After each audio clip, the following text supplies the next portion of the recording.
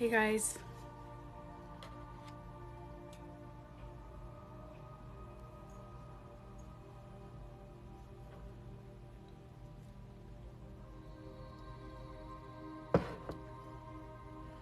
I can't see who's online. Doesn't show anything.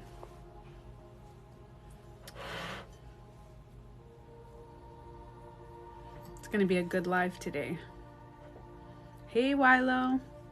Did you get anybody get the notification of my live? It's a good live today. Good live. I'm gonna upload this live. You didn't get the notification? I don't know what's going on with TikTok. You guessed I was on early, right? I always go on early. I sit down and I'm like, might as well just log on now. So I'm gonna upload this live on YouTube because it's good. We're gonna talk about relationships because I think that's the fundamental and most important thing for all of us, even the introverts. And I'm gonna answer any questions that you guys have.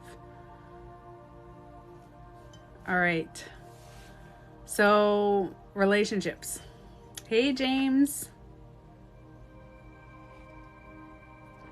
All right.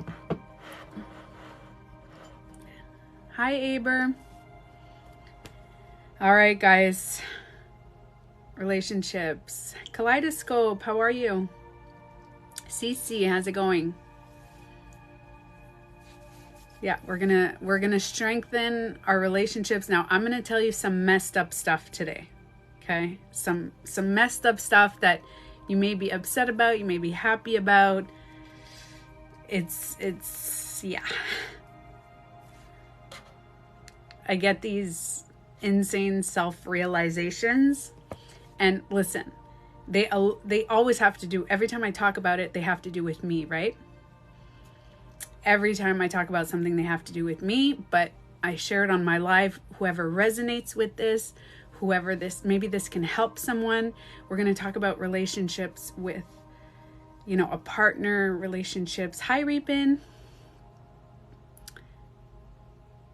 Every time I have a new lesson to learn in life, I see you going live to discuss it.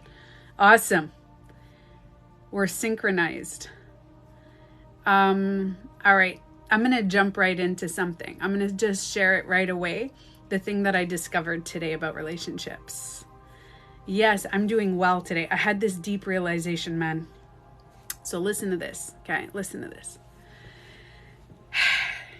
When you're in a relationship, okay, with a partner. Now, we have relationships with like our family members, whatever, like our kids, our whatever, okay? I'm talking about intimate relationships with your partner. This is where it gets messed up. The main reason why, one of the main reasons why we disagree with our partner and why we argue, hey Mark, why we argue with our partner or why we disagree with our partner. One of the biggest reasons we all know is our ego, right? But what I realized today is when you find someone where you can be vulnerable, okay? I'm going to go deep into this and explain it. But when you find someone you could be vulnerable with when you're angry and they come back to you with vulnerability as well and kindness, that's your person. That's how you know this is your person. Okay? I'll give you an example. So how many of you guys have had failed relationships? I think pretty much everybody, right? We've all had relationships that didn't make sense, right? Listen, hear me out. You're in a relationship, okay? And you're angry. Normal. You get angry sometimes. You get whatever. You've never had a failed relationship. So you married So the people who haven't had a failed relationships are the ones who marry their high school sweetheart, right? But even if you didn't have that, even if you married your high school sweetheart and you did not have failed relationships and you just jumped right in, there's a chance that you're arguing. Now, you may not have this issue too much, but if you have had failed, James, if you have had failed relationships and it hasn't worked out, listen to this. I'm going to tell you a story about me, and you're going to see how if this resonates. But when I told a friend of mine, she freaked out. She was like, oh my God, that's insane. So when I get angry, some people are explosive, as we saw on TikTok. Some people externalize it. If you guys are up to date with what's going on TikTok, some people externalize their anxieties and their anger, and some people internalize it, right? The fight or flight response. Some people want to fight and create chaos. Some people don't. So this is what happens when you get angry, okay? So on a day-to-day basis, let's say you have like your brain is just files. Like you have little files. You wake up in the morning and you're like, what do I have to do today? I have to go to work. I have to do this. I have to do that. Like you set it up, right? You know what you have to do. I have to eat my breakfast. I have to take a shower. You kind of know. So you have all these files. So imagine you have a stack of paper in these files, kind of like at work. When you get angry, it's like you took these files and you just threw them across the room. And now your files are everywhere. And you're like, what do I need to do? I have to take a shower. I have to eat.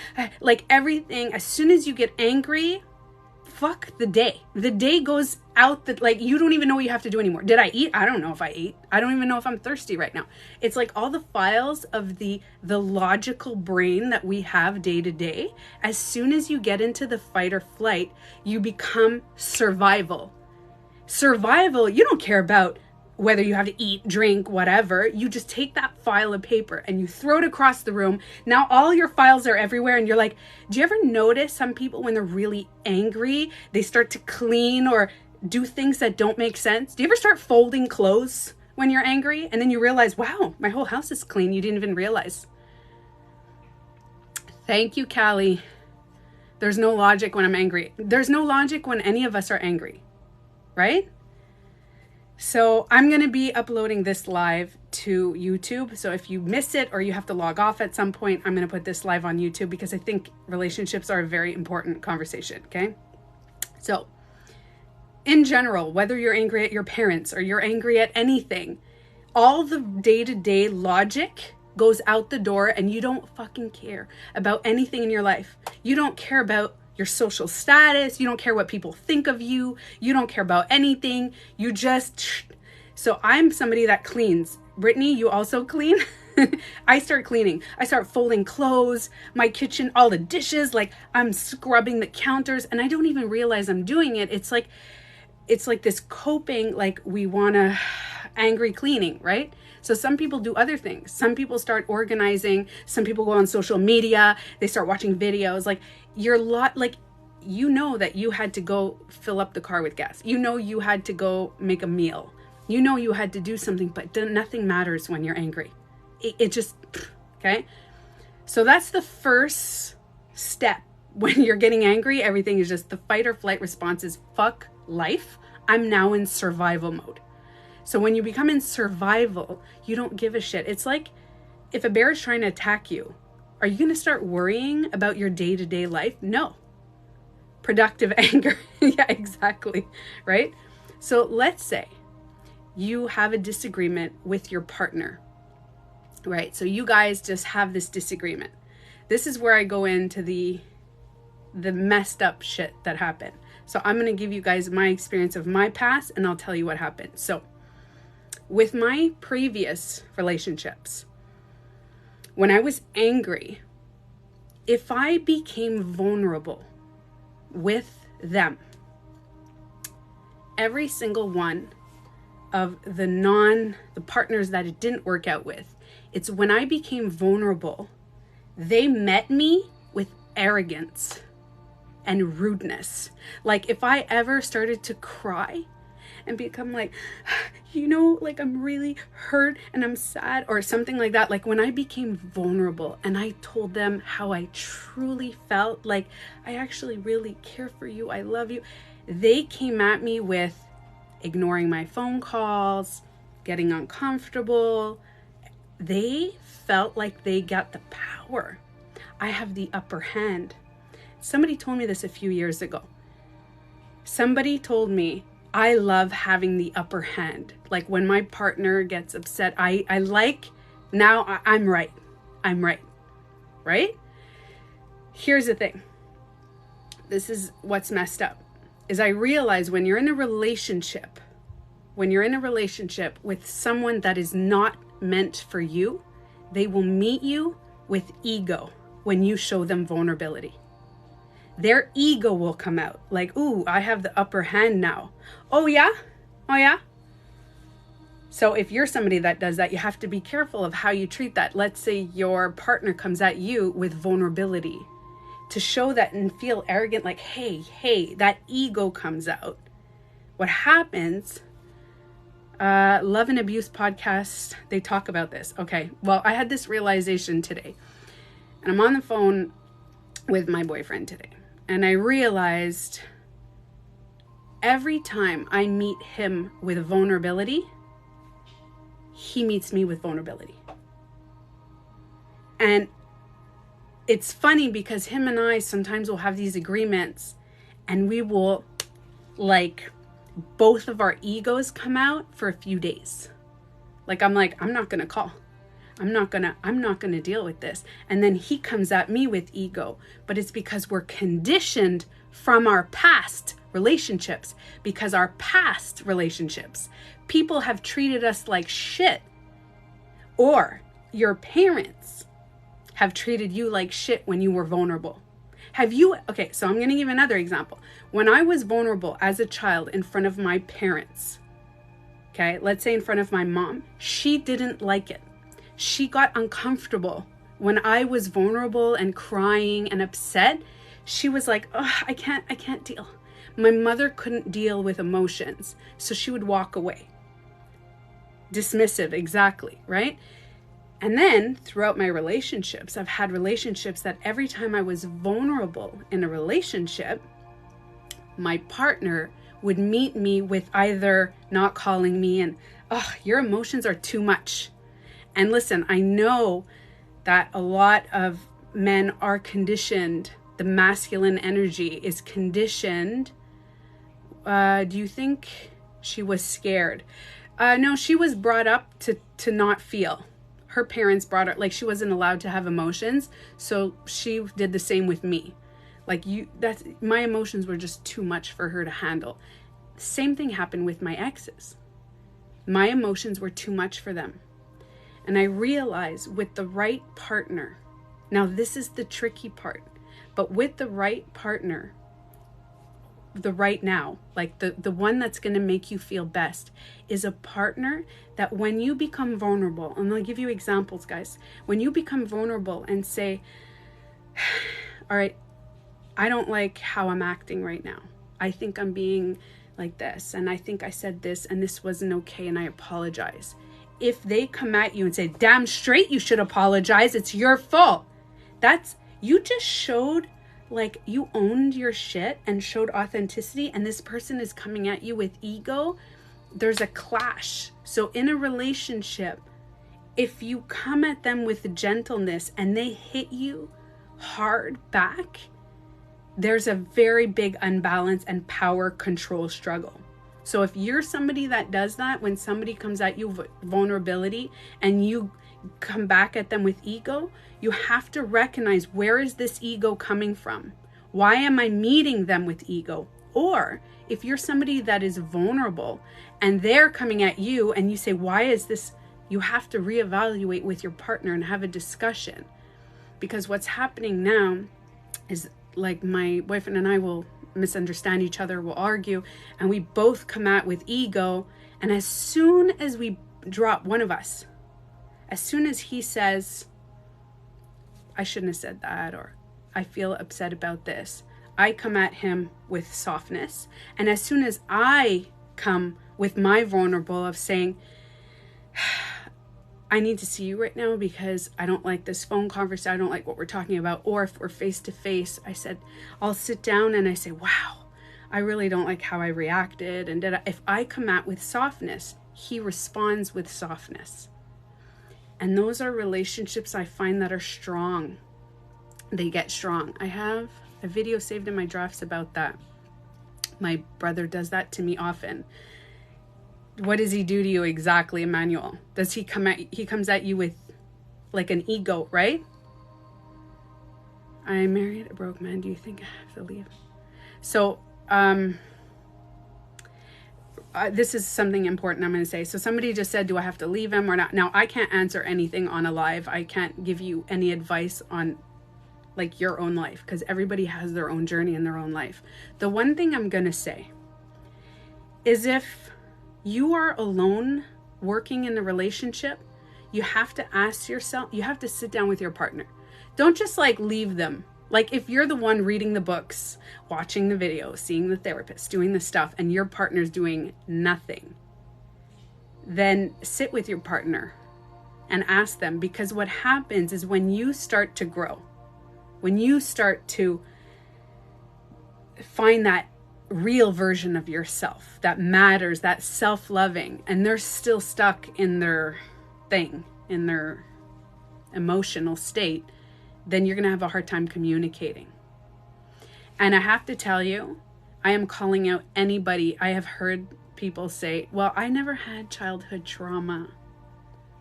I never had childhood trauma. I had a pretty good childhood. And I realize that's bullshit. I have to tell you, you and your partner have to be in sync. Not always, Emmanuel. That is one thing, Emmanuel. In any relationship, you can never just be like this, in sync all the time. It is chemically impossible for two people to always be in sync. Even twins are not in sync. Sometimes someone's here and someone's there, and you have to meet them halfway, both. Sometimes this person's there, this person's here, and you have to meet them. Do you understand? So it's not about syncing. It's more about meeting each other where you are at. And I think compassion. Relationships can be annoying. They can be. I understand. She feels a therapist just wants to rip off the Band-Aid. Well, listen, another suggestion that I have. When you find a couples therapist, find one. Please, this is very, very important information. Don't find one that doesn't take sides.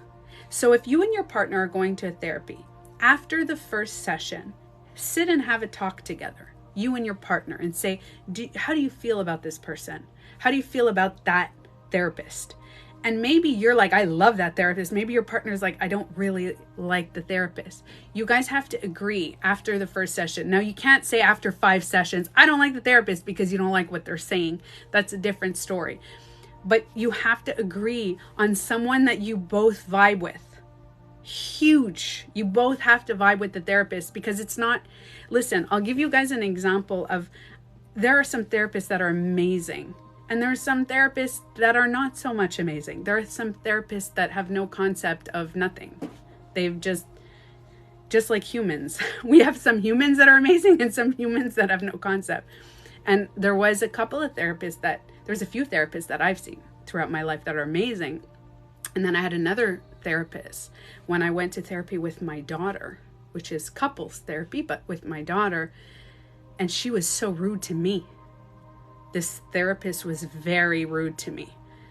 I wasn't vibing. Although she was nice to my daughter, she was very rude with me. And I realized that that's not okay either. So as a therapist, you can't take sides, but that's another story. You have to be neutral to both parties and meet where both people are coming from, right?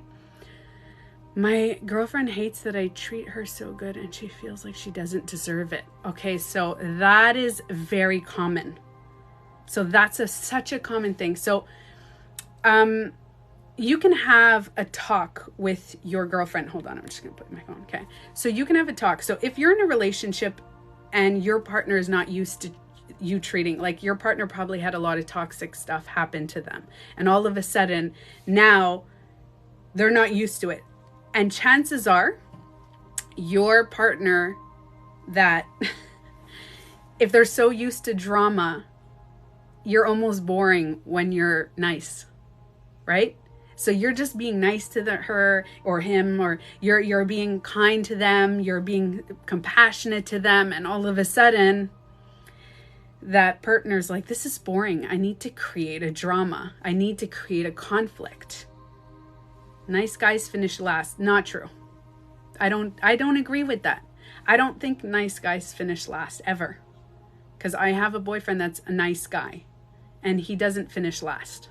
Never finishes last. I think that nice guys win. I think the good guy always wins. You know how when you see a superhero movie and you see that superhero is doing good for everyone, but their life is all troubled, but in the end, they always win. I see it like that. I don't see that nice guys. I think, I'm going to say it this way, okay?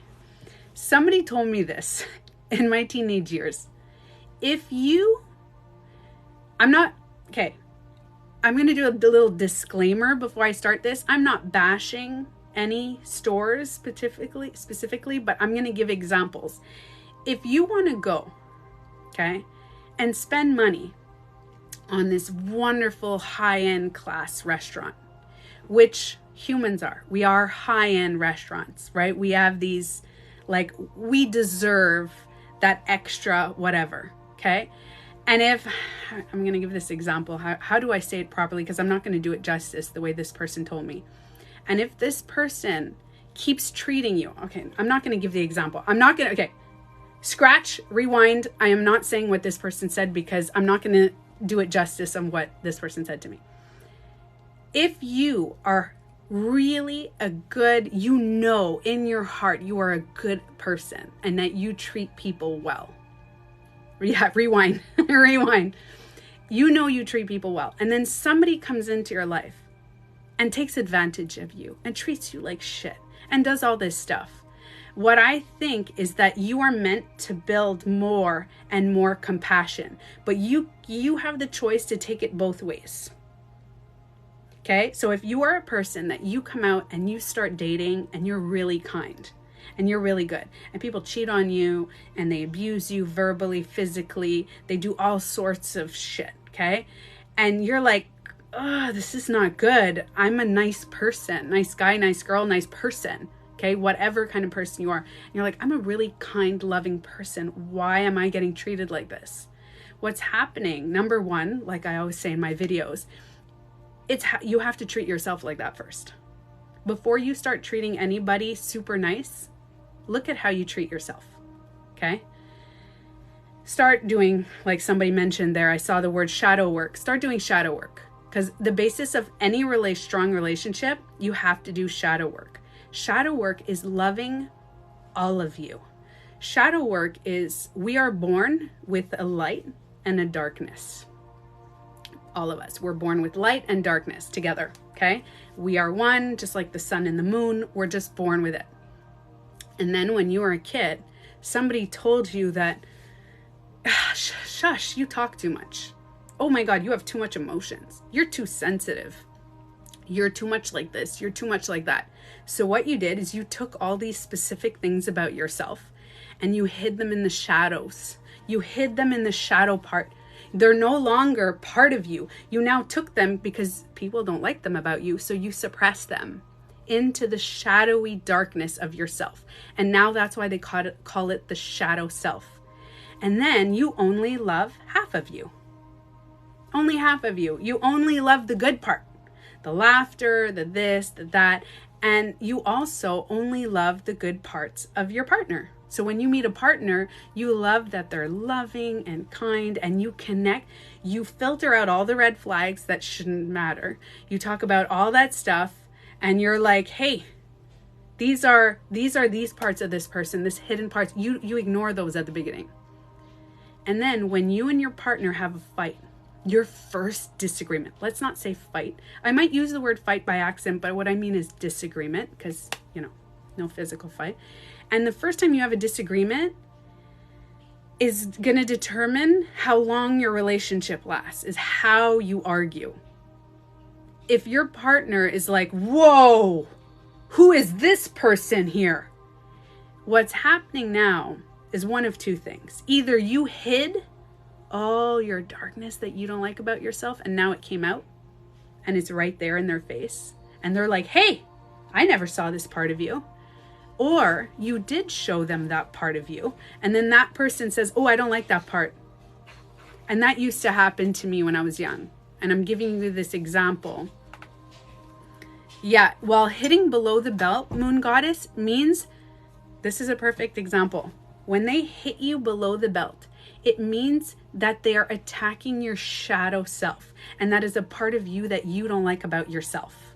So if somebody attacks you about your personality and says, oh yeah, you do this, and you're like, it's because if you get that affected, that means it's a part of you that you don't like about yourself. And you're like, whoa, whoa, whoa, that's below the belt. Is it, or is it you haven't learned to love that part of you yet? Right? So you have to, hi Becky, people who throw low blows have always been silently judgmental from that part of you. But Emmanuel, it's because you've been judgmental also for that part of you. You have to realize that people go, oh yeah, I love myself. Do you know how many people think that they love themselves, but they only love half of themselves? They love the happiness. They love that they're funny. I'd love for you right now to name things about yourself. You can let me know here and I'll throw out some full of stuff that you love about yourself. Are you punctual? You're always on time? Okay, I love that about myself. I love that I'm punctual. Some people love that they're really funny. They're all joking and everything. I seem to bring in people. Okay, so Miranda, that's a whole other conversation. We're going to get into that after. We're going to talk about projection and all that. But there's a part of you, all these good stuff about yourself that you love, right? So I love that I never choose myself. What do you mean by you never choose yourself? Do you mean that you choose other people first? Is that what you mean? Well, first we're going to, T. Willen, I'm going to first discuss this and then I'll answer that question. I think it's based on society's expectations. Yeah, but society, who is society? We are society. Everybody always, society. I'm like, we are the society. When people go, society put that on us. I'm part of society. You're part of society, right? I love how I laugh loud and happy. See, there's so many things that we love about ourselves. She, her.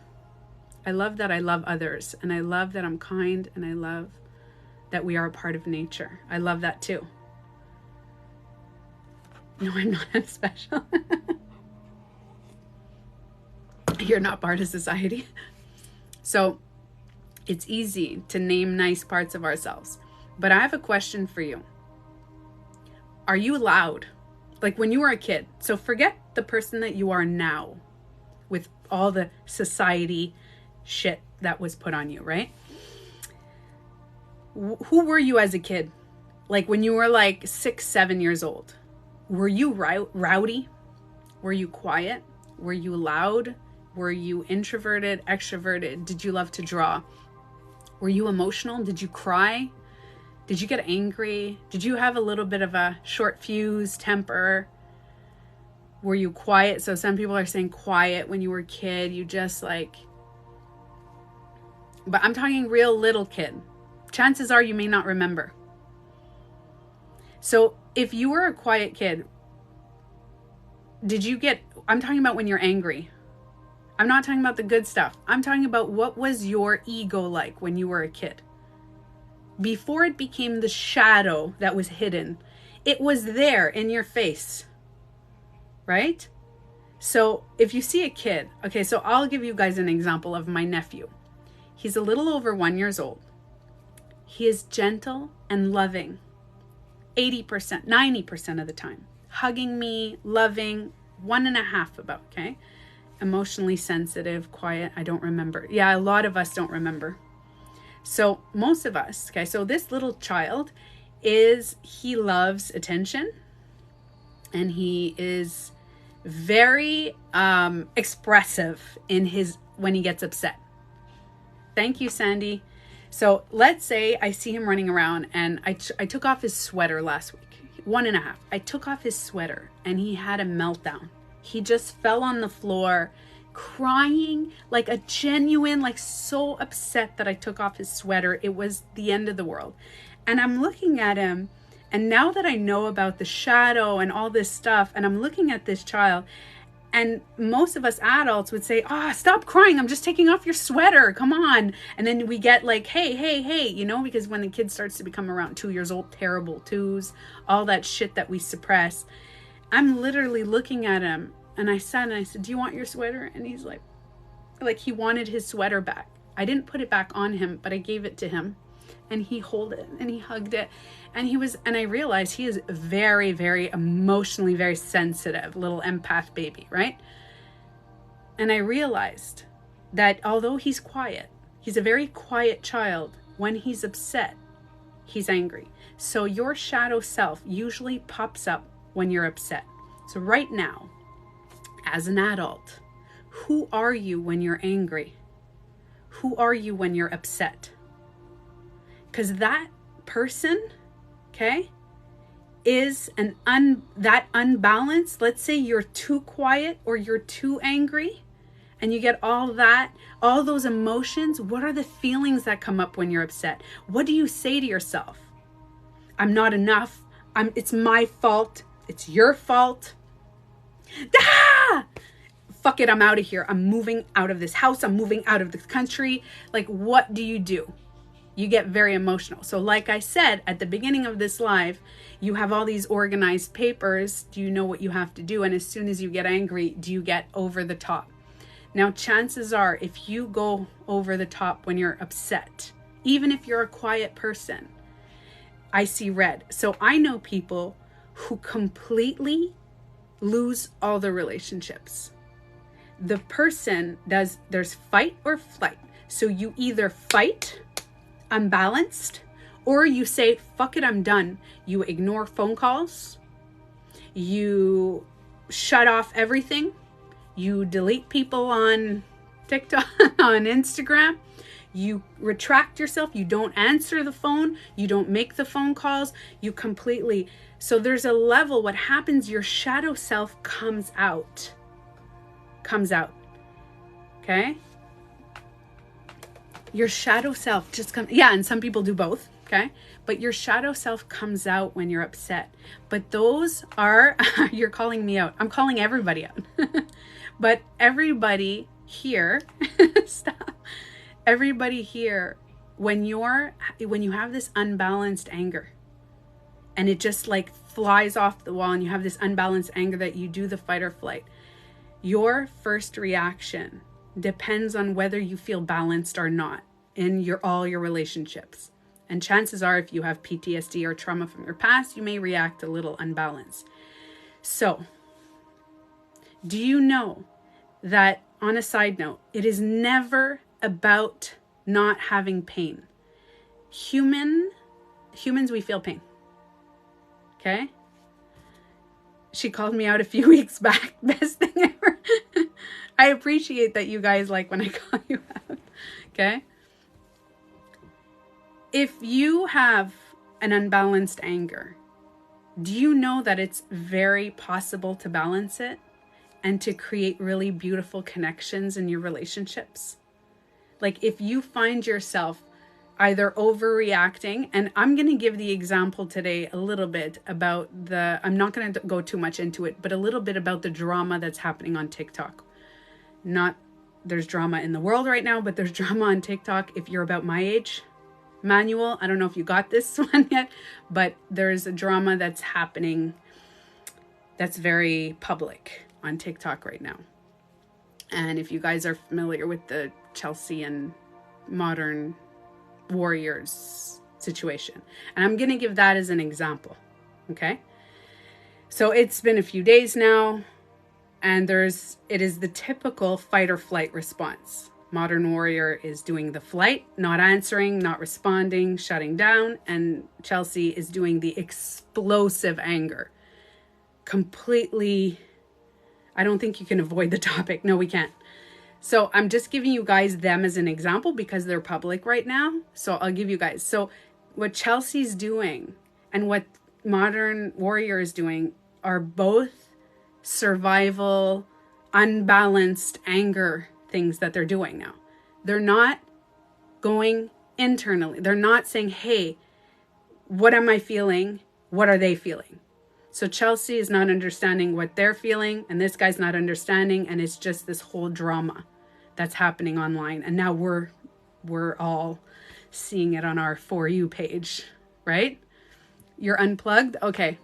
Just Google it and you'll find it. Just check it out, type in their name and you'll find out, okay? So the good part about this, okay? The good part about these reactions is that there is a way to balance it. There is a way to find the self-control. Because what happens is we become irrational when we get angry or upset. Okay? So as soon as you get upset on anything, with your kids, not so much, but with your partner, especially like any relationship, if this is not your first relationship, you become irrational and you want to do the fight or flight response. Some people do the freeze and the fawn, but the main first thing is the fight or flight. Yeah. Okay. So you guys are all talking about, So either I'm going to say it in a different way. When you're angry, you either externalize your anger or internalize your anger with your partner, right? Kim and Kanye right now. Oof, I'm not even talking about that. I don't believe Kim and I'm not. I think Kanye is, I'm not getting into that. I don't believe that's not what I'm talking about. That's an abuser versus there's difference, Emmanuel. There's people that are just arguing. Like, I'm talking about a loving relationship. I'm not talking about an abuser that threatens life. Like, if you have somebody in your life that's abusing and threatening your life and making songs about killing, that's a whole other story that we're not getting into, okay? So that is not what I'm talking about right now. I'm talking about regular, healthy relationships when you fight in your relationship, when you disagree or you argue and you're heated, okay? I'm not talking about abusing, because when it comes to abusers, that's a whole other story, okay? Now, the first thing you're going to do when you notice, and you try this out, guys, I'm telling you. So I told you guys about shadow work is learning to love all of you. That's the first step. So on your own, without your partner, day-to-day life, like today, tomorrow, as you keep going, just find your little ego. What do I not like about myself? What do I hate about myself? I hate that I'm loud. I hate that I'm quiet. I hate that I'm this. I hate that I'm that. All the things that you don't like about yourself, try to learn to love them. And what's going to happen is you'll notice that everybody around you will start loving them. Because if you don't love a part of yourself, and you know you're like that, maybe you're a little bit of a manipulator. Maybe you are. Maybe there's a part of you that can manipulate. Now, that's not bad all the time. Manipulators is not bad, but you can use it for good or you can use it for bad. Do you understand? You can be a manipulator and use it for good. Meaning, if you are very smart and you can read what people are thinking, and there's that whole quit attacking. If you believe, like, you can, like, I think that person's going to do this, and I think that and you kind of predict things. You have that overanalyzing, whatever. And you know how to manipulate situations. Like I said, you can manipulate for good. You can use it in little circumstances like I do. So I have a very good, I studied in advertising, I studied in thing, and I know how people's brain works. I know how my brain works. I know how people's brain works. Therefore, I could be a manipulator. But I know about karma.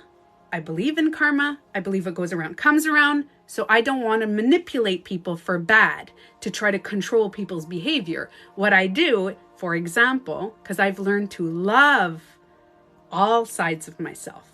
So I'll give you examples of now that I love that part of me. I used to hate it. No, I'm not a manipulator. I knew I was. I kind of knew I was. Because I've done some shady shit in my teen years, and I knew I was a manipulator. And I didn't use it for good because I was in a very bad situation. But as I grew up, I was like, oh, I am a manipulator. Oh, shit. Okay, I need to learn to love that. How the fuck do I love my manipulating self? Okay, so I'm going to manipulate for good. So, for example, we're a bunch of people and we're all having dinner. I know I've mentioned this on some lives before, and we're all about to have dinner. And my daughter knows this about me, and I laugh. She's like, you're such a manipulator. And I'm like, yes, I am. And I said, what do you want? So we have these two favorite meals that we order. One of them, it's this vegetarian sub that they have this killer. That's our like treat meal that we do with this really good balsamic thing. And then there's another one that's this, we're vegetarian at home. We have these vegetarian Chinese food, and it's like crispy tofu. It's so good. Depending on what I feel like, I will make it sound better. I will manipulate people to take what I want. So I'll say, let's say I want the sub. I'll say, do you guys want the Chinese food? Or do you want the sub with like the crispy like baguette with that like that sauce on it that just, you know, when you're and then they're like, now they all know and they all laugh, but I just manipulated everybody to say, okay, we're going to get what Tanya wants. But you know what's funny? If anybody looks at me and goes, you're such a manipulator. And I'm like, yes, I am. So I don't get mad anymore. If somebody calls me a manipulator, I'm like, yeah. And I don't use it for bad. I know I can do it. I don't use it for bad. Another side of myself is I used to hate that I talk too much. When I was little, I couldn't shut up. Oh my God. My mom has videos of me. I'm 4, 5, 6 years old. I'm in grade 1. And she videotaped me, and I come home from school. I'm like, oh my God. I was talking so much. It's like, my mom's like, shh. So for most of my childhood, I got shushed. And I hated somebody that would shush me. If we're in public, shh, I'd be like, fuck you. Like, I'd get so triggered. It would trigger me because I no longer liked it. When I was a kid, I didn't care that I talked a lot. I didn't care. I was a kid. Then I took my voice and I shoved it into the shadow parts of myself, and that became my shadow self. So it's not, people say, oh, you need to heal your shadow. No. You need to love your shadow. You need to bring it back to the light and learn to love it. And what I ended up doing is the more I started loving my voice, and that, yeah, I fucking talk a lot. But now I do TikTok lives and I do videos, and I can express myself as much as I want now. And nobody could shush me. And guess what? Sometimes I get a little bit triggered. If somebody says, hey, you're talking too much, I'm like, hey. I'm also a great listener. So I try to find that balance. So that is, I love that I talk a lot. That's amazing. So that's the shadow part that maybe, right, that you learn to love. I get upset when someone calls me moody. Okay, so let's change that. This is a perfect example. I'm going to show you guys how to love those parts of yourself a little bit. So you said, I get upset when someone calls me moody. Do you know what another synonym to moody is? Emotional. Okay? You are emotional. Now, everybody's emotional. The whole human race is emotional. Everybody. Some people learn to hide it. Some people don't. People who are called moody is because they don't really hide their emotions. Some people learn to hide it. You know, a certain gender learns to hide it because that's what they had to feel. So if you are being called moody, maybe your emotions are a little up and down. Maybe your emotions are drastic.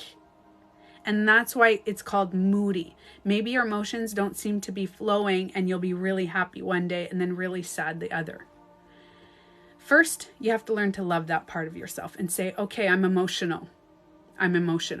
Do you know that when you take your shadow side self, so now you're emotional, you're moody, emotional, you take it to the surface. What did you just do?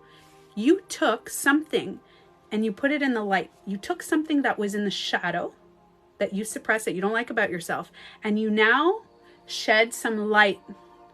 And we always say, hey, love and light. I believe that love is also light. So now you're putting love on this sensitive, moody part of yourself. Do you know what happens when you do that? It loses its power. So me being manipulative, I used to scam like high school, early, like late, like I would say 18, 19, 20. I didn't know how to control myself and my emotions and people. And I had an alcoholic father, which a lot of people live with alcoholism. You guys know that you get like the whole empath, you're worried about people, you're tiptoeing. And then I became manipulative, trying to control everything around me, right? So I became manipulative. So then all of a sudden I took that, you're manipulative. No, I pushed it down the shadow. When I took the manipulation and I said, I am manipulative. Yes, I am. I took it and I shed some light on it. And light is love. And now it lost its power. And I don't have that anymore. I don't even have the desire to scam or manipulate or do things like that. What about physical traits? Yes, big time. If there's a physical part of yourself that you don't like, that is part of you, but that's all related emotion. If you don't like a physical part of yourself, remember, it's connected to an emotion. Okay? I hate that I'm anxious. Anxious helps you. You have to find ways to love your anxiety. I know that's weird. And you know, I was very proud today. I have to say, I just have to tell this moment. My daughter was on a Zoom call and a meeting with a bunch of girls and stuff like that. And somebody said to her, you know, how do you deal with your anxieties and your OCD and all this stuff? And she says, actually, it's hard sometimes, but I actually love it because it makes me think outside the box. And it helps me sometimes. And I was like, yes. She loves her anxiety. So if somebody comes at her and says, oh my God, you're so anxious. And she's like, yeah. And? Right? So imagine that. You just learn to love it. You bring light on it and it loses power. Now, going into relationships. Imagine you're in a relationship right now. You just did some shadow work, okay? You're doing the shadow work, whether you're in a relationship now or you're waiting to come into a relationship or you're just doing you or whatever, okay? I can't even think of things I hate about myself. 2 years ago, I had a huge list. So you're doing the shadow work. That's amazing, okay? That's why we call it shadow work. It's like going into your shadow and digging. It's like a big bag of stuff that you hated about yourself, that you're just kind of like, okay, now I got to love all this shit. And you just got to pull things out of that bag, okay? What happens now is when you learn to love all of you, your partner will love all of you. Whoever you find or whoever's in your life will love all of you. And you'll notice it. It will alter in your reality because you love all of you. And if your partner ever says, hey, let's say you're controlling a bit, right? Or let's say you talk a lot, or let's say you're manipulative. Hey, you're manipulating now. Yeah, and it's not a fight anymore. It's not a disagreement because you're like, yeah. And if your partner's like, well, I don't like that. You're like, you need some shadow work, my friend. You need to do some shadow work. That means that your partner needs to do some shadow work because maybe that means they're manipulative and they don't see that part of themselves. So when you start to love all of you, not just the good, you won't give a fuck who judges you and who says these things about you because you're like, yeah, I already know. Dude, I already know. You don't need to teach me anything that I don't already know. Right? This is where I'm at. Amazing mate. I hate my anxiety because I can't put the words on how I'm feeling. Okay, so wait. Do you hate anxiety or do you hate the way you express things? Because if you say, I hate anxiety, the thing is, remember, you just said you hate anxiety. Okay, let's put that one. When you take the anxiety out of the darkness and you stop saying, I hate anxiety, and now you're going to say, why? How can you love your anxiety? Picture anxiety as you when you were little. Picture anxiety as a little baby. Whatever you hate yourself, picture it as a little baby or a kitten or a puppy, whatever you prefer. Something really cute, okay? And you're looking at it and you're like, I hate you. You can't say you hate a little puppy, but that's your anxiety, okay? And you see it. I love my anxiety. Find out ways. Now, let's say there's a little puppy that you're holding in your hand and this puppy is really annoying and keeps biting you. You're like, oh, I hate the puppy. You're going to find things to love about the puppy. Find things to love about your anxiety. Find ways. And like I said before, when you love that thing that is negative, you are shedding love and light onto it, and it loses its power over you. So your anxiety that may be crippling anxiety will now just be healthy anxiety, because anxiety, a certain level of anxiety, it keeps you safe. Remember, anxiety keeps us safe. Okay, it's protecting us, but crippling, unhealthy anxiety is not safe. That's unbalanced anxiety. But if you learn to love and put light on it, it loses its power. And you won't get as triggered when someone points a finger at you or criticizes you or says anything to you. You're just going to be like, yeah, and? Remember, everyone that is here, there is not one way to...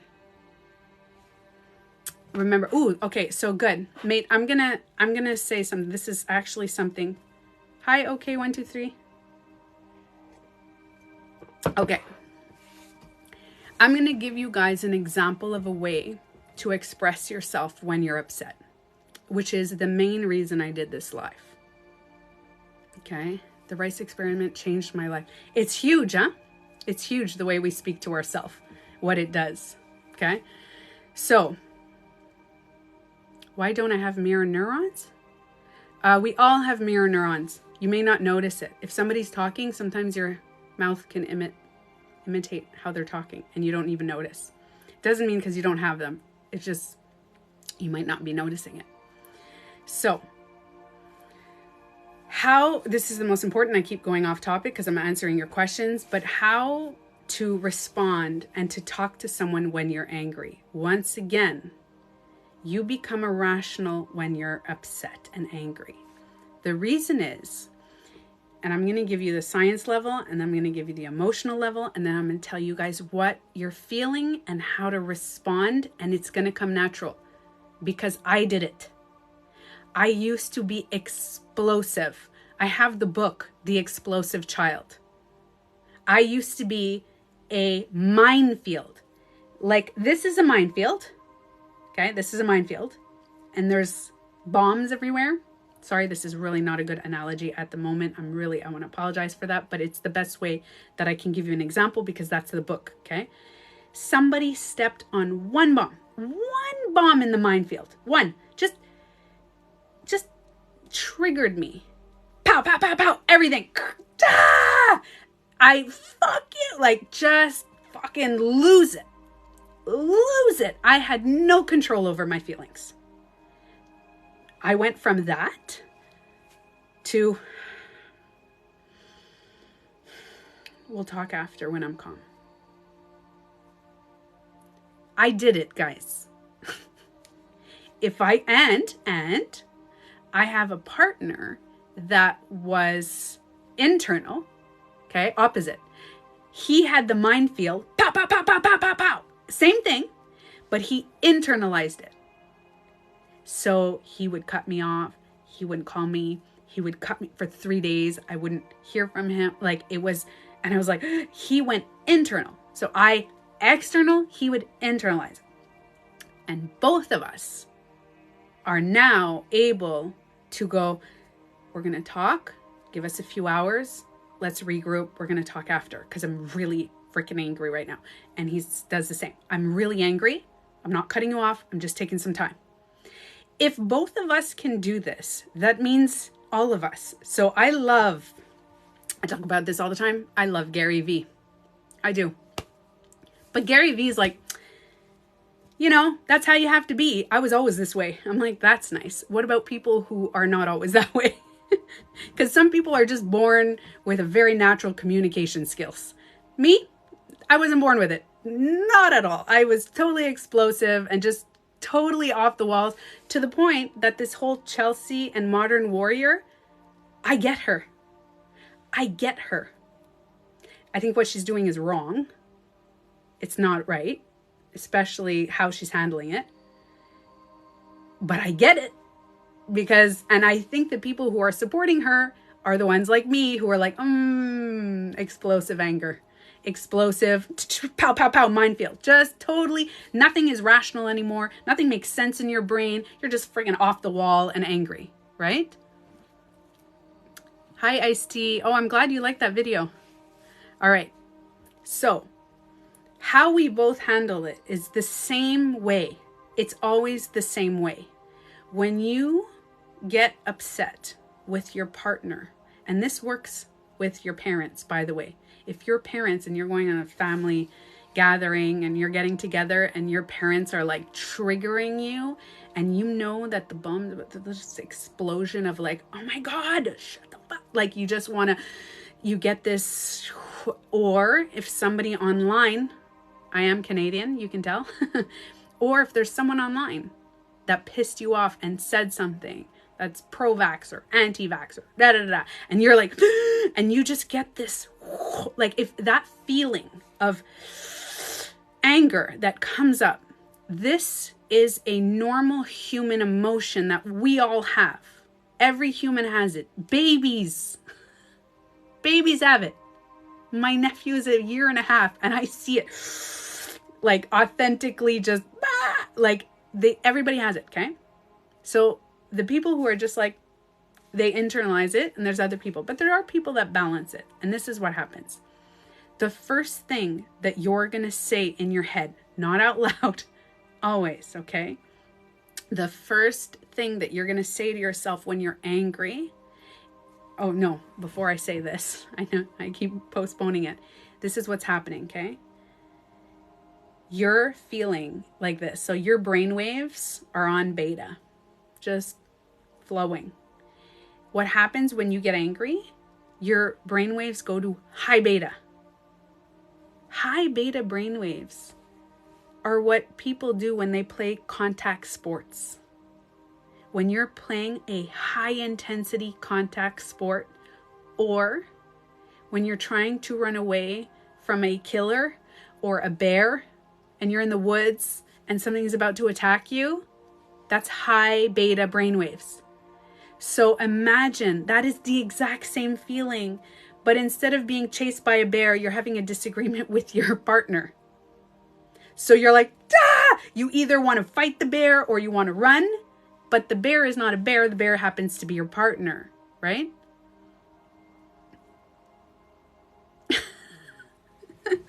That is such a dad joke. Hi, beta. How you been, alpha here?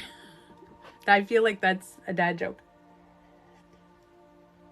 So, the first thing you're going to do is acknowledge that your brainwaves are all fucked up. What you're going to do is, as soon as you feel that, it is not, thank you, Humboldt, it is not 0 to 100. People go, oh my God, I go from 0 to 100. That's not true. We go from 0 to 10 for a little bit. Like, okay, picture it like this. You're in the forest and you can hear the bear. You can hear it. And it's kind of coming at you, but it's far. You're like, what do I do? Like that is the time that you make the decision. Fight or flight, right? And then you make the decision. Now, the same thing applies. It's not 0 to 100. You don't hear a bear and run like crazy. Well, some people do, but just stay with me, okay? So, you're in a disagreement, whether it's on the phone or it's in person with your partner, do not text. Do not write you're angry, because that's fight or flight. You're literally, your thumbs are trying to do the anger. Okay? You're just like, ah. So what you're going to do is, the first thing is tell yourself, I am irrational right now. Like, you say it in your mind. You're like, oh shit, oh fuck, this is it. Imagine this little went off in your head and you're like, shit, I'm angry. And by saying, I'm angry, I'm upset, whatever word that comes to your own mind, you say it. You just acknowledge it. Because what happens is we don't acknowledge it and we're like, I'm hurt. I'm hurt is a big one. Because chances are you're not initially angry. Chances are you're hurt with what they said or what they did. Maybe they're misunderstanding you. Maybe they deceived you. Whatever it is. Okay? So what happens is you're hurt. You're angry. So you say it. You're like, oh shit, I'm angry. First initial instinct, I'm angry. Okay? So that's 0 to 10. And as soon as you get to that 10, there is a massive feeling. Now, this is the most important part. You're going to say to yourself, I feel powerless. I'm losing control. I feel powerless. I'm losing control. When a bear is around you and you become in fight or flight, you feel like you have no power. There's this massive bear in front that is not far from you and is down there, and you now have no fucking power. You have no control. The same thing is happening when you are in a relationship with your partner. If your partner repeated the pattern, let's say your partner says something that triggers you all the time or does something continuously, okay? You're now going powerless, no control. You think that you can never change this relationship.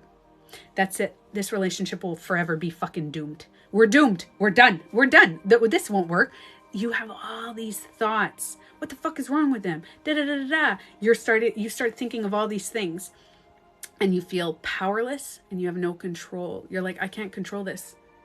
You know they have complete other feelings. They have a whole other feeling themselves, and you have no control over their feelings. So you know you're powerless. You have no control. So first, acknowledge that you're angry. And you're like, I'm angry. You can say it out loud. I usually say it internally and I say, oh shit, I'm angry. I'm fucking fuming right now. Like, it's the feeling of like, I'm angry. I'm not laughing, but I'm usually really angry. And I say, I feel powerless. I have no control. Your brain waves, you're going to notice a little calmness on your brain waves. And then you say, I feel like there's no resolving this. So those are the 3 things that I say it to myself. I feel powerless. I have no control.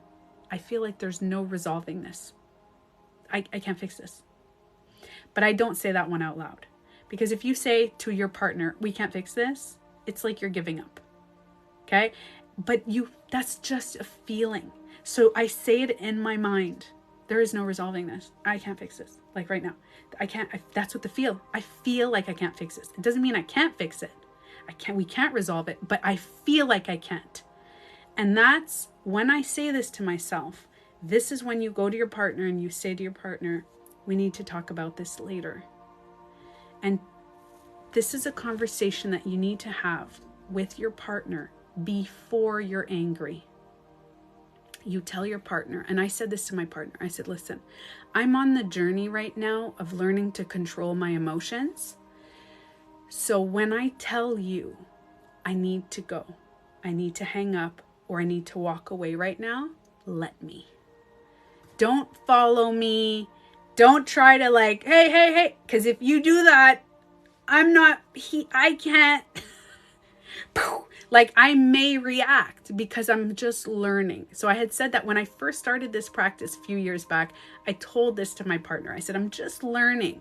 So if you're jumping on the wagon of learning to heal your emotions and not be so explosive or implosive, you can say that. Now, that's the explosive. So there's 2 sides to this. So if you're the explosive, you say to yourself, I feel like there's no resolving. I'm angry. I need to walk away. Because the explosive person doesn't know how to walk away. Now, guess what? If you are angry, okay? If you have been angry and exploding on your partner or your parents for years. Do you know why you're doing that? Do you know why? It's because that's how you gain your control. That is how you gain your power back. Because as a child, there's a possibility that you weren't heard. You were not understood. You weren't allowed to have a voice. And now the way people listen to you and you gain your power back is when you yell. And people finally, because you've been quiet for too long, you held it in for too long, and now when you yell, people are like, and that's how you gain your power back. But the opposite goes to the other party. If you are someone who doesn't react, and you have an explosive partner and you don't react, it's because that's how you gain your power. Because you realize that not answering phone calls and not answering this is how you gain your power. How am I going to gain my power? I'm not going to answer my phone. I'm not going to respond. I'm going to walk away and take the high road. And then each of you, so this one is feeling, wow, you are very aggressive. And then this one is feeling like that. So what's happening is that both of you are alienating your relationships. Both of you are pushing each other away because this one is not responding, and you think by not answering and not withholding love is gonna give you power. That's because maybe as a child you were a little more expressive and people told you no, and you realized by being quiet and never saying anything you had more power. Wow, you were more respected. So if you are this person, you are going to alienate your relationships because you're not having compassion for people who are angry. You're just cutting yourself off from everyone. But if you are the explosive one, you are alienating your relationships because you are now becoming borderline verbally abusive. You are now attacking verbally someone and yelling and screaming, and that's also unhealthy, and that pushes people away. So this way is you're withdrawing. This one is literally pushing people out of your life. But there is a way to do both. So the way this one is you need to learn to take time away. When you are about to be explosive and verbally, you need to learn that there is also power in silence. There is a strong power in silence. So when somebody wrote, not knowing what I'm thinking, it just got me thinking is that I used to do that. Oh, you would turn quiet. Yes. And it drives people crazy, but that's how you get your power. That's how you get your power. If you stay quiet and your partner is all fucking crazy and erratic, you're like, I have the upper hand, which is not good either because you are pushing away your relationships. So either way, this unbalanced anger is the problem. So it is not about not getting angry, guys. It's about how to get angry. It's not about not feeling pain. It's about how to go through pain. It is not about not feeling negative. It's how to go through the negative. And this is the biggest problem with most people is we feel that we should not be living any anger, sadness, negativity. But it's not about not living it. It's how. Because I used to live negative. I would be positive 95% of the time or 98% of the time. But oh boy, that 2% would last me 2 months. I would be 2 months, right? Just 2 months. 2 months solid. And then my relationships were suffering and it was so unbalanced. And now what's happening is negative things happen to me, guys. They do. But now they happen for 2 days. And even though things are not fixed or not arranged, what I'm doing is not going through negative. It's how. It's really how I go through it. And the best thing is through with love. And when you're feeling angry, I'll give you guys now the opposite. Sorry, I didn't say it right away. The other person, what they do. So let's say you're somebody that's implosive and you take it in yourself and you stay quiet either punishing or having that power. You staying quiet is power over your partner. Number one, you're pushing your partner away because your partner feels that you're not responsive, you're not receptive, you are totally closed off, nobody can talk to you. Now, when I'm upset and angry, you're not validating my feelings. And as a partner, you both need to validate each other's feelings. But you're like, screw you, you're yelling. And you're like, screw you, you're silent. And chances are, you usually find each other. The loud people usually find the quiet people. It's like they need to learn from each other. Okay? So it's very rare that it happens that two people are quiet or two people are loud.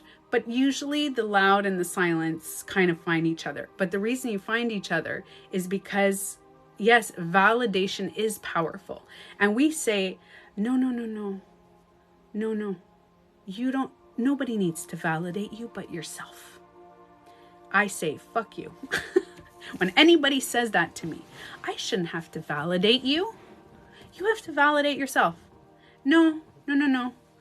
Number one, yes. I should always validate myself. Always. I come first. Yes, I agree. First step, me, validate me. Tanya, I validate you. Inner child work, blah, blah, blah. Reparenting, blah, blah, blah. I validate you. I love you as a child. Okay. Yes.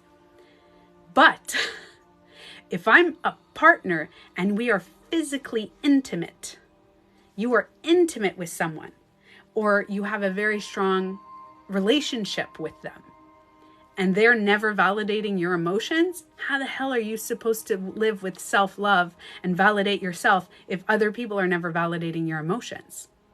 So this side, when you are retracting, you have to now speak up. So you know how I said this side is yelling? You have to learn to walk away. Learn to internalize and say, okay, I feel powerless. There's no resolution. And I feel like I have no control. This person, say the same thing. I feel powerless. I feel like there's no resolution. I feel like there's no control. Thank you, Humble. All those feelings that you're feeling inside, you have to tell your partner, I need some time, but you have to learn to talk. You know how I said this one needs to learn to not talk? The yeller needs to learn to not. And you know, it's funny, when I first started this many years ago, I used to hold my mouth thinking that would help. If I hold my mouth, I'm not going to yell. That doesn't help. That's a physical thing that doesn't work. So I just acknowledged myself. I validated my feelings. So this person, you have to validate your feelings and you have to learn to talk. So what you communicate is, I'm angry, and communicate to the person that is loud is, I need 2 hours. Be specific. This is my partner and I, this is how we work, okay? Till this day, we still do this. He'll say, I need 3 hours. No, I need till tomorrow. That's a deal breaker. We don't do that. I need 3 days. No. That's now we're not in a relationship. Now it's a power struggle, okay? So the person who is nonverbal, who internalizes their anger, I need 2 hours. Now, there's even more to this that is going to help you even more, okay? So this person needs 2 hours, and this person needs to walk away for 2 hours. This person, Mrs. Yeller, okay? Do not text, express your feelings, blah, blah, blah. Journal. I need 20 years. Journal. Okay, you're going to take a paper and a pen and write down everything that you have to say. Okay, so this is the cool part. Okay, this is what's going to happen. This partner and this partner. Okay, what you do is in those 2 hours or 4 hours, whatever your couple needs, in those hours, what you're going to do is, you're angry. You're going to write a list of all the reasons you think that they're fucked up and wrong. Okay, everything. Say it. They don't listen to me. They blame. Do it. Because the human feelings, we need to blame. We do. It is a natural human feeling, is we need to criticize and blame the shit out of everybody else because we don't want to take responsibility for our feelings. Okay? So fuck it. So this person, think about it, write it down. Both parties have to do the same thing. Okay, so what this party's gonna, write it down. Oh, fucking this person, what they did is anger. I can't believe they did that. I can't believe they said that, blah, blah, blah. What you're doing this is you're validating your feelings. The loud person, what you're doing is you're validating your feelings. But, no, build that case. Wait. No. Stop right there. Hold on. Don't build the case. This is where the most important part comes out. After you write everything you're feeling, you're going to take that paper and throw it in the garbage. And then you're going to write down the part you played. Okay? So there's no building a case. Although very funny, it is not building a case, okay? That case that you just built, you're going to throw it in the garbage. Because if you build a case against your partner, it's me against you. It's me against, I do this because this is the loud person, this is the quiet person. Me against you. It is not me against you. I love you. It is you and me against the problem. The problem is here, and it's me and you against the problem. Okay? So that's the difference in the relationship. Do you think it's you against you? Then if you are constantly trying to build a case against your partner, it's never going to work because you think your partner's the enemy. You think you have to fight your partner because you're right, he's wrong, that she's wrong, they're wrong, whatever. No, there's a problem. See the problem as something outside of you guys. Okay? It is not within you. Don't internalize it. And the reason to do this is that you have to understand that you came together because you love each other. You both love each other. But both parties, remember this is important. Both parties have to do this. I really want to say this because a lot of people are like, how come my partner's not doing it? If your partner doesn't want to do the work, this is not hard. Can I tell you? It is not hard. It takes effort. Okay? It takes a little effort, but it's not hard. It's a little. You go to the gym, it's much easier. Okay? Much easier. You cook a meal? Do you ever cook a meal? Much easier than that. It's easier than driving to the drive-thru and getting a meal. It just takes time. But if you love your partner, both parties have to do it. You cannot be alone writing your journal and owning your shit. Because then this partner is not owning their shit, or this partner is not owning their shit, and then you come at... Now, think about it this way, okay? So now, after throwing that paper out and doing all the blame, what happens? Especially ego gets in the way, exactly. But once you drop the ego and you said, what part did I play? What part did I play? What could I have said different? What could I have done different? And you're going to now put yourself in their shoes. And you're going to put yourself in their shoes. And you said, I played this part. I played this part. And then when you talk after the 2 hours or 4 hours, you're going to say, hey, I played this part. And this person's going to say, I played this part. And like I said at the beginning of my live, a healthy relationship will meet each other with vulnerability and softness. If you meet them with softness, they will meet you with softness. If you come at them with softness, they will come back at you with softness. Right? But, if both of you if one comes out with softness and one comes ego again, if you come back and you're like, I own my stuff, I should have said this differently, and I should have done that different. Not should have, I don't like to use the word should have, but I could have said this. This is what I would say. This is what if I could go back, this is what I would have said. What you're saying is, I'm not perfect, but I'm going to try to make amends. And that is way more powerful than saying sorry. Because sorry is just a word. But when you make amends and you say, this is what I could have done, if this person says, oh, this is what I could have done, and all of a sudden you're just, compassion is the highest form of love. And now, can I tell you that I have disagreements with my boyfriend? And big ones. And we are not perfect either. Or I would never say we're perfect at all. We disagree. I really want people to know that we disagree. Pretty bad sometimes. Okay? But every time that we talk, I don't say pretty bad, but I mean, they get intense.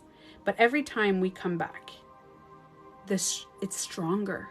We literally just build a foundation, a root with the tree. Like imagine the tree, we build stronger roots because we're coming at each other with compassion. But if you come at them with compassion and they're like, yeah, you are wrong. I told you. Dude, now you're not validating your partner's feelings. And like the other person said, you're building a case. And now you're thinking it's me against you. I don't want to be in love. I want to be right. And in your life. So Moon Goddess, what if your partner doesn't meet you in this place? Give them a chance. Give them a chance, because I have to tell you at the beginning, now I'm very self-reflective. My partner has a lot of ego, very big ego. He's that masculine, dar. That's how I describe it. Dar. That's how I describe him. Okay. He's really very, yes, I'm going to talk about trust. Yes. Big time. I'm going to talk about trust. So he's very like that. And he dropped it a lot throughout this relationship because I give him a chance. I give him a chance because I see his heart is in the right place. I see his heart. There's where trust comes in, is that I trust that he loves me for all of me. And that's where the shadow work came in at the beginning. So somebody's saying, can you talk about trust? So I'm going to say something that is unpopular when it comes to trust. I believe trust is earned. I don't go into any relationship trusting people. I don't. Thank you, Dula. Okay? I don't have trust for people. And that's probably based on my trauma from my past, but I don't walk into somewhere and be like, I trust you. Nope. 0. You start at 0. When you meet me, you start at 0. It's blank slate. Okay? You need to earn the trust. So this is what, yes, thank you, Wilo. I'm going to post this on my YouTube after, okay? So you need to earn the trust. The reason I say that is because a lot of people jump into relationships. Emmanuel, with the little eyes, do you trust me? What I mean is in a relationship, when I'm meeting a partnership in a relationship, when somebody comes in and I start dating, is you need to earn that. Can I tell you that I used to think that I had trust issues? I used to think that I had trust issues, and that was bullshit. It was the partner that I was with were untrustworthy. I thought it was me. For years, I took responsibility, but I took the blame for my partners being sketchy. The relationships that I was in, my partner, and the reason I say this is because right now, if my boyfriend and I broke up, he wouldn't date somebody. He wouldn't even date somebody. I know. I'm the opposite. I give a trust until some reason takes it away. But see what happens. Okay.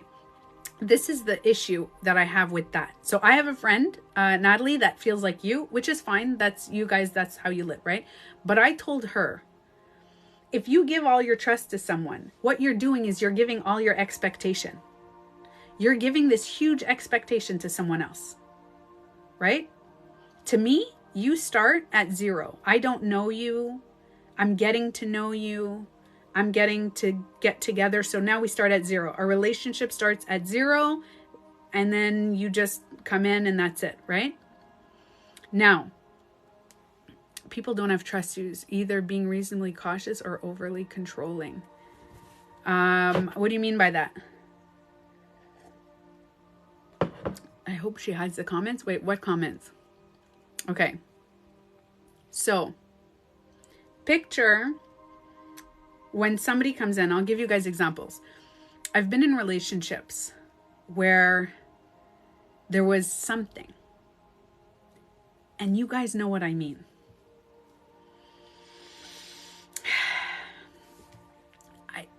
I couldn't put my finger on it. And my partner would continuously tell me it was me, that I had trust issues continuously. And then the partner, and it wasn't even just trust in with other women. That wasn't even just the trust. Is there was a trust of like, something's wrong, something's up. Like, and I knew it every time. I had this insecure, and I was like, oh, I'm not happy with myself. And I was on a self-loving journey, and I'm like, oh, maybe I don't love myself physically. Maybe there's an issue in that I'm projecting it. I thought that I was projecting, right? Super projecting. And I realized that the partner that you're with, if you feel that there's something, there's an inauthenticity with your partner. There's an inauthenticity. When you two come at each other with authenticity, your true selves and vulnerability. I'll give you an example. For my boyfriend now, I was insecure for the first 3-4 months. New relationship. I was like, I don't know how he is. Gone. It was gone. After 2-3 months, I couldn't even, nothing.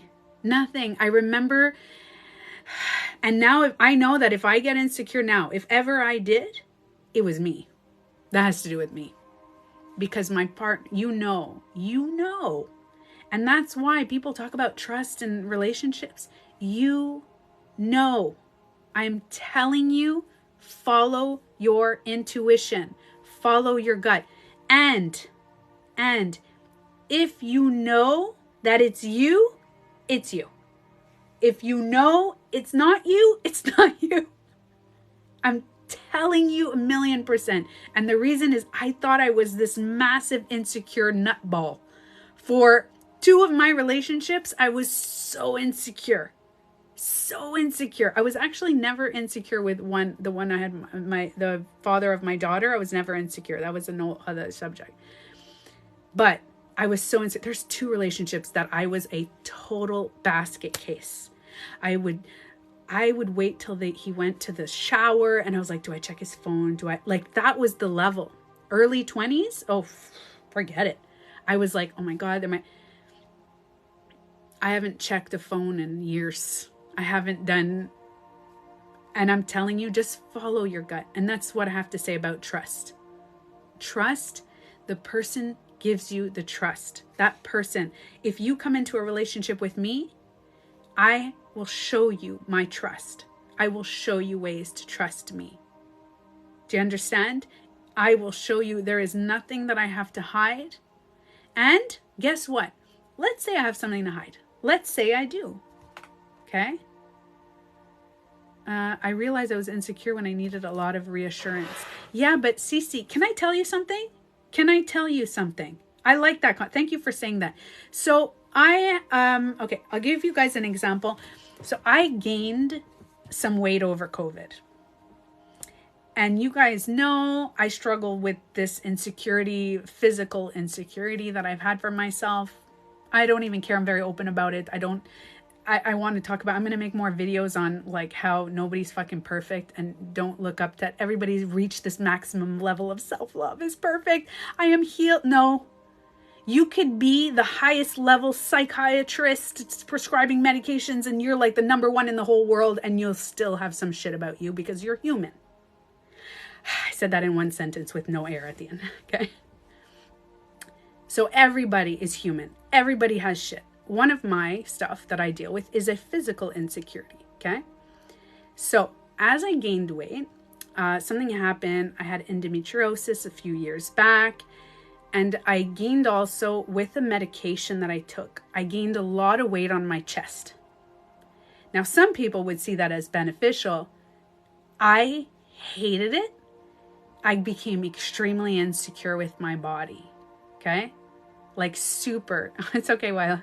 So super insecure. I started constantly needing validation from my boyfriend.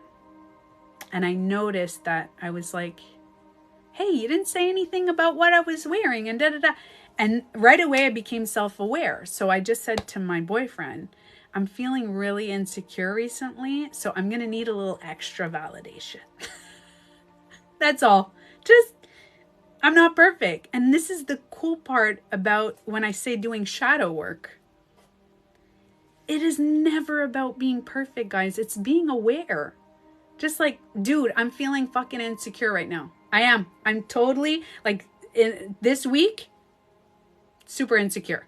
So I'm going to need you to, like, spice it up a bit. Give me a little extra compliments. And depending on your partner, if you are authentic with your partner, I have a partner that's like, oh, babe, sure, okay, what do you need me to do? And he pulls out his phone. He grabs his phone and he starts writing little notes. He's like, do you need to check my phone a little more often?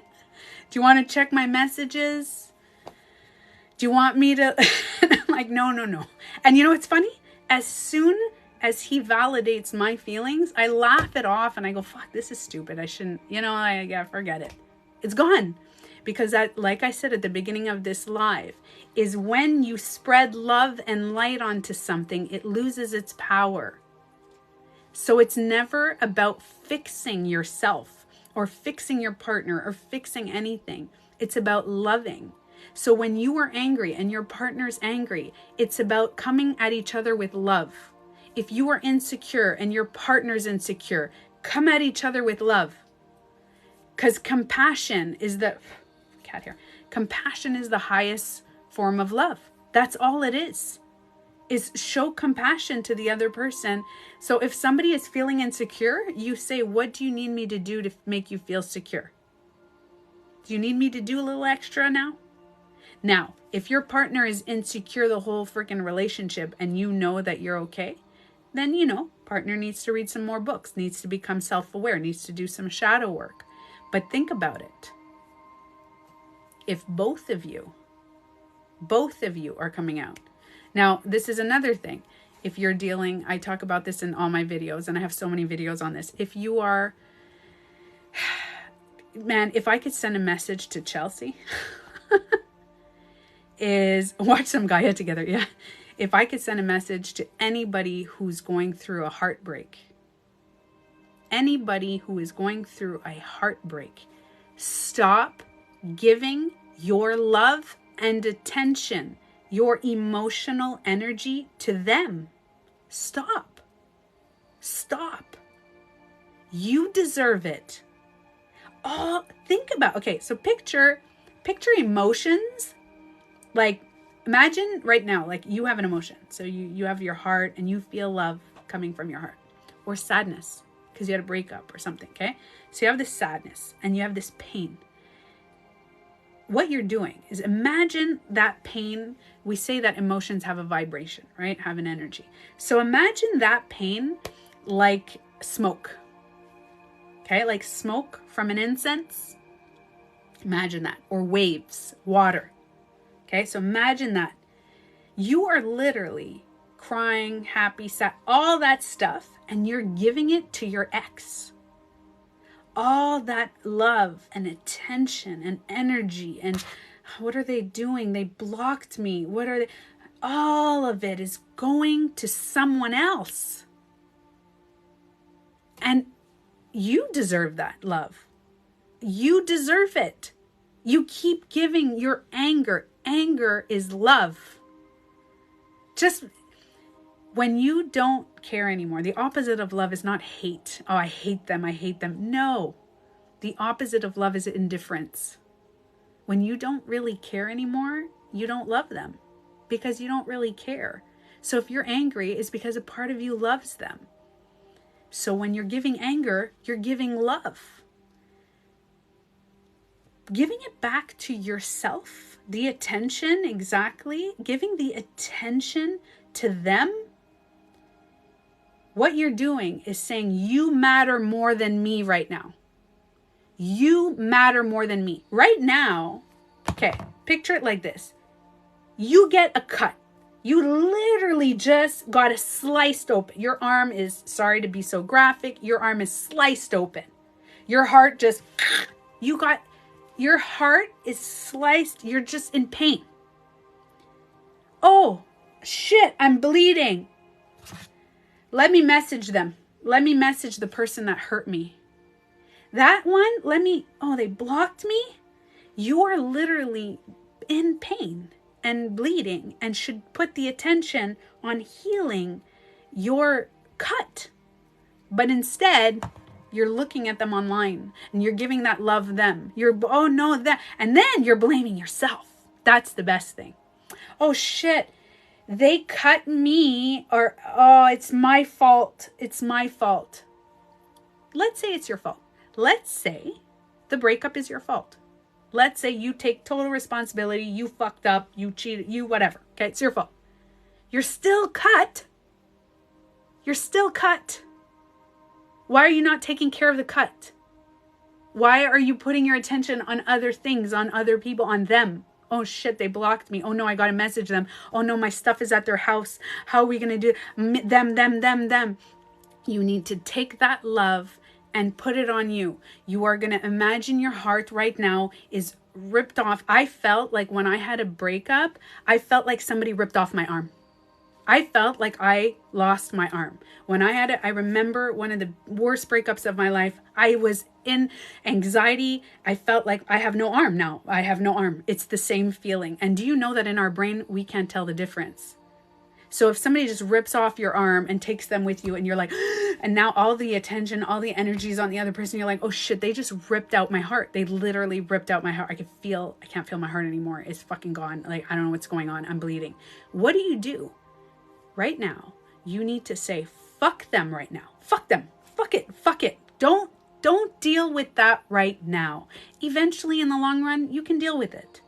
But don't. Yeah, it's not logical. It is logical, actually. Voxtor, do you know that it's logical? So you're saying it's not, but do you know that our brain, when we lose a limb, the same parts light up when we have an extreme heartache? When we lose someone from death or a breakup or things like that in our life, the same parts of your brain will light up as if you lost a limb. So imagine that feeling. It's like shit, you get through this insane emotional reaction. But what would you do? You would go to the hospital, you would get something, reattach it. Like, you know what I mean?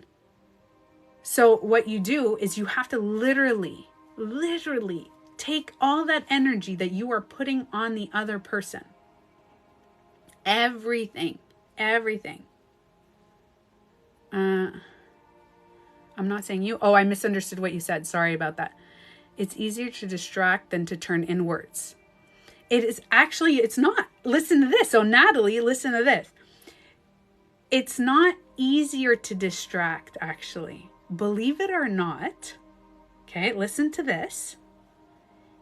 We think it's easier to just go online. It's not easier. Do you know it's harder? It is harder to do. It's because you're not used to it. But it's not. I have done both. I have done the redirecting to me, and I've done the paying attention to them. And it is easier to redirect to you. It is easier. You say stop. You have to say stop. As soon as you think about your ex, stop. Oh no, what did I do wrong? I blame myself. Stop. Right now, you need to heal. Right now, for the first couple of weeks. Okay, so picture something happened. Imagine a physical wound, right? You got cut. So somebody just wrote, I was crying for 14 hours. Okay, so you just got cut. What are you going to do when you just got cut? You're going to run after the guy that cut you. Hey, you cut me. Hey, don't block me on Instagram. Why'd you block me on Instagram? I'm bleeding right now. Do you see that I'm bleeding? Don't you care that I'm bleeding? How dare you? Oh, it's my fault? Oh, my fault that I'm bleeding. What are you doing? You are totally directing your energy to this person. When right now, you are in fucking pain.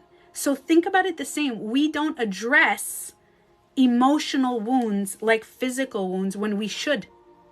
We should 100% address an emotional wound like a physical wound. Big time. We should treat them the same way. Okay? So you literally stop.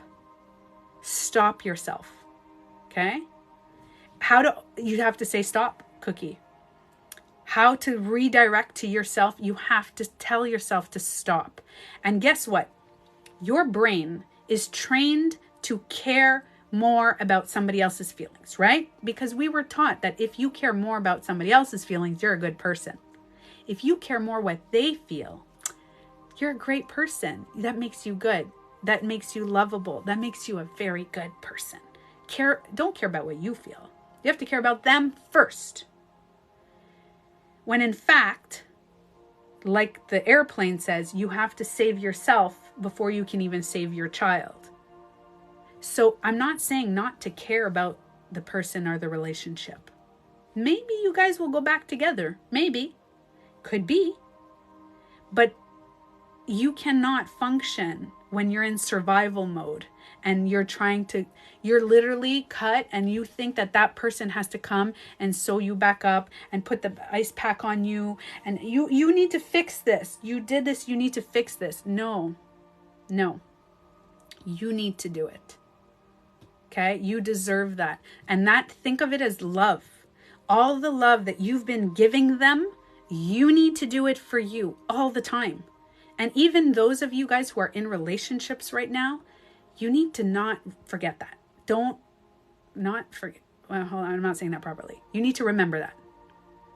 If you are in a relationship right now and all your energy and all your emotion is thinking about your future with your boyfriend, right now, all you could think about is you're going to get married or you're already married and you're going to have this amazing long-lasting life together and you're creating.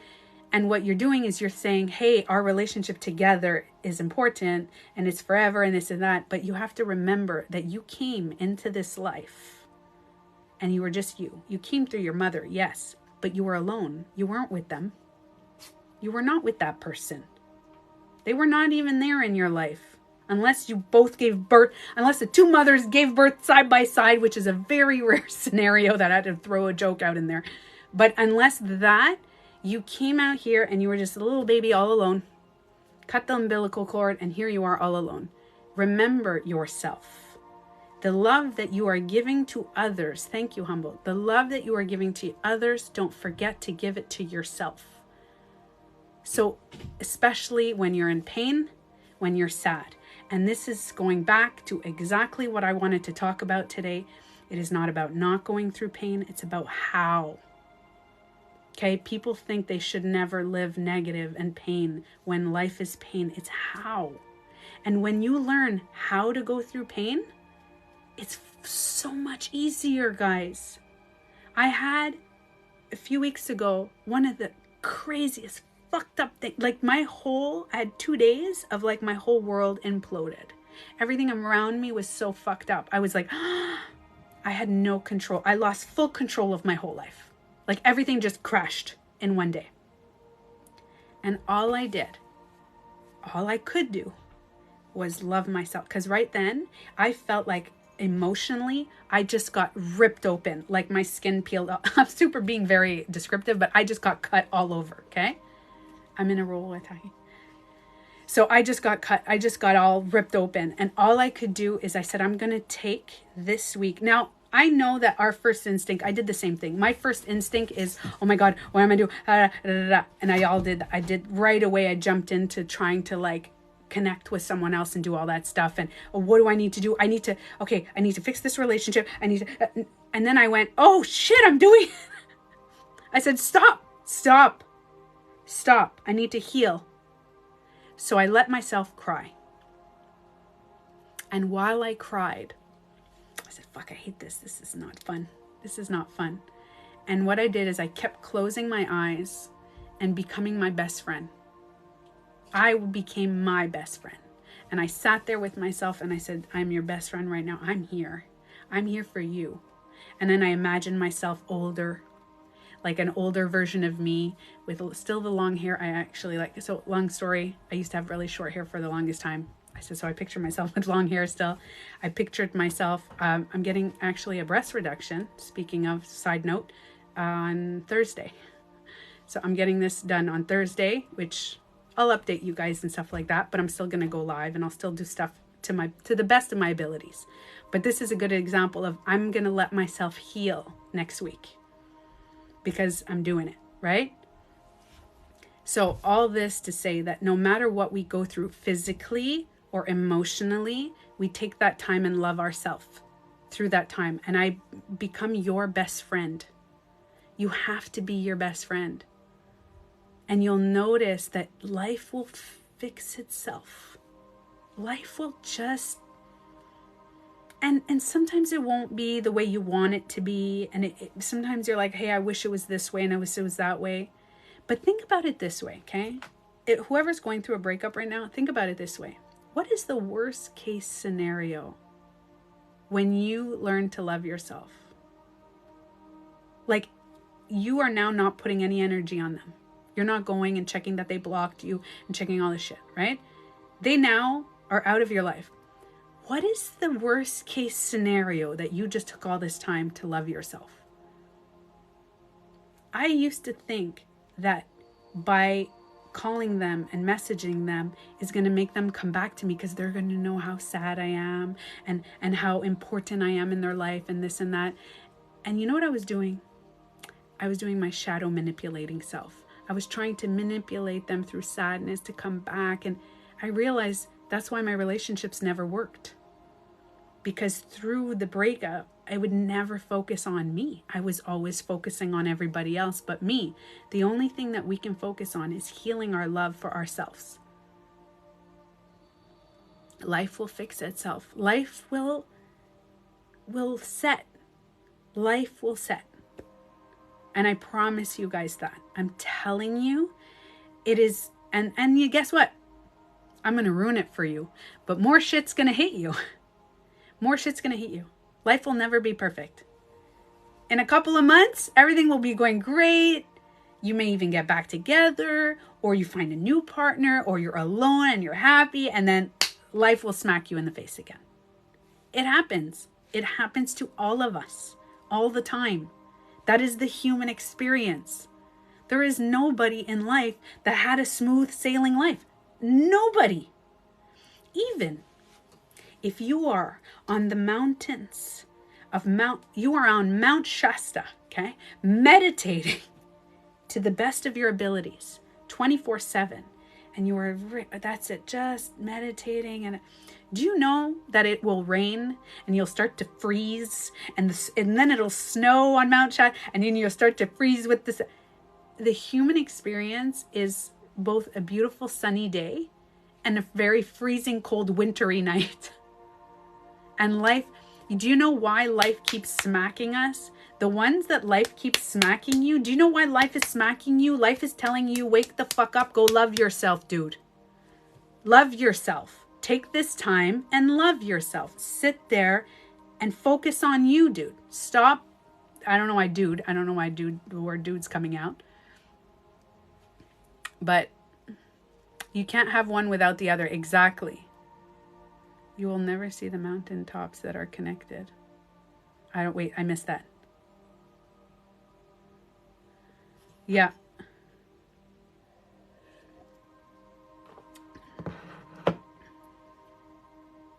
Okay, so you know how so somebody just said, by this time I just say, okay, I'm done with them. I'm done with that one karma. What else? But remember, this is something very powerful. When you think about, I heard this, was it a year ago or so, is somebody says, when you wish karma on someone, it'll come back to you. Because there's this ancient story of these two men walking in front of a brothel, which I'll say strip club, okay? I'll use the word, modernize it a bit. Two men are walking in front of a strip club every day, okay? One guy every day takes a look, looks around, continues walking. The other guy that's walking by judges him, says, oh, God, how dare you? He's this disgusting human being. You're always going in there. You should be loyal to your wife and you should be this. It's just a story, okay? And what happens is the one that's getting karma is the one that's judging the other one for looking around. Because this one is he's just living. He's just looking and he's going about his day. He's going about his life. So what happens is when you feel, now I want to tell you something. When you wish karma on someone, you're not a bad person. If you wish karma, chances are you just want to get revenge, but you you're too good of a person. So you said, life, give him revenge. I don't like what you did to me. That was fucked up. Life, give him revenge. Instead of saying, I am going to give my revenge on you. I'm going to do something to you that's going to fuck up your life. Instead, you're going, no, life. I want life to fuck up your life. So, but you're still not a bad person because it is a human reaction. We have this part in our brain, this little reptilian part in our brain, in the back right here. And it's this little ego that gets angry at people that hurt us. And that's why there's wars, because people are sensitive and triggered. Okay. So just remember, if somebody did something bad to you and you're like, fuck karma, like, don't get mad at yourself. Laugh it off. Remember I said, it's just be aware. Be aware. Be aware of hey, I want revenge. Don't say karma. Say, I want revenge, but I'm not going to take it. Instead of trying to say karma, you're just a little more aware of yourself, saying, if I could take revenge, I would, but I'm not. Okay. And if karma happens, karma has to do with our soul contract. It has to do, if you guys know, listen, my boyfriend is Hindu. He explained to me the depths of where the word karma and what it is and where it comes from. And it's not what we think it is. We think that karma is like, you do something to me, life's going to hit you. No, it's really on how you live your life. When you live your life with this authenticity, it doesn't matter. If you live your life continuously on purpose, trying to hurt someone, then life is going to come and turn you around. If you're not learning a lesson, life will give you that lesson to learn. Right? And karma's not bad. That's the thing. Karma is actually a really good thing. Karma is just teaching you basically to love yourself. Okay? Teaching you, that's a whole, the secret of cats, a soul contract, that's a whole other live that's for another day. Give us more tips on how to deal with ourselves. What do you mean, Cookie? To deal with ourselves. It's just love yourself. It's my answer for everything. Every time I make a video, it's just loving yourself. And if you say deal with yourself, it's because a part of you is judging yourself. Unless you just wrote that like that. Can you talk about feeling jealous of someone who has everything you want, but they are a good person? Oh, I get that. Okay, so feeling jealous of someone. I'm going to tell you guys normal human emotions that are okay to have. And if you put love and light on them, they lose its power. Feeling jealous of someone. Envious. All humans feel it. All humans get a little, it's not jealous. They get like competitive. Not competitive. That's not the word I'm looking for. What's the word I'm looking for? Comparing. All humans compare. We do it. Now, when you compare, when you start comparing negative, like in the darkness, then you're feeling shitty. Okay? If you look at someone else and you're kind of jealous, it's because you're comparing. And then you start to feel shitty. Oh, they have this, that. But you can take comparing and use it to learn. So if you notice yourself comparing, all humans freaking compare. Don't shame yourself. Number one, don't shame yourself. I'm comparing myself. I'm fucking jealous. So just the fact that you wrote this to me is amazing because you're totally aware. You're like, damn, I'm jealous. I'm comparing.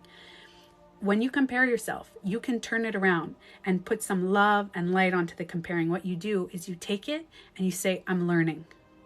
I'm learning. What can I learn from the person that I'm jealous about? Instead of saying, I want what they have, say, what can I learn from them? What are the aspects that I wish I had from them? Like if you're saying money, if they have a lot of money, let's say, but what are the aspects? Are they take opportunity? Not the money. Don't look at the money part because that's not an emotion. Are they doing something that you're like, wow, I want that? That's what's making them money. So then you learn from it. And what you're doing is you may still compare yourself, But then you're going to spread some love and light because you're now saying, I'm not comparing, I'm just taking it. And if you find yourself comparing the next week, it's okay. It's okay. You're just comparing.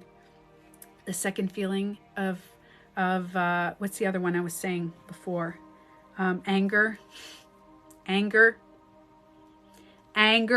Super loud. Anger. Everybody feels anger. Everybody does. So if you're angry, same thing. Spread some love, light onto the anger. If you feel, there's a lot. I'm sure that you guys are going to ask me. It's not, for some reason, they're not coming to me. Oh, the karma thing. When you want revenge is a human emotion. All humans want revenge. And the ones who say they don't are the ones that wish karma on others. That's like I said before. So it's okay to say, you want them to suffer because they made you suffer.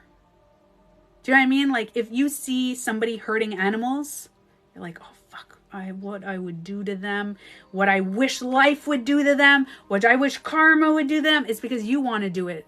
But you can, because you're not violent. But you want life to be violent to them. But it's a normal human feeling. Okay? It's normal human. So remember, it's not about being perfect. There is no human being that is living this blissful, this is the world and kumbaya all day. No. Everybody has the feelings internally. Some people are aware and some people are not. But every human has that same experience. We all have those. And in different levels. Some people are very vengeful. Some people are not very vengeful and they're like, yeah, I don't like them. I don't want to, you know what I mean? So everybody has different levels of anger, different levels of jealousy, of comparing themselves. Okay? If I feel the need for revenge, I take it. I've done something especially.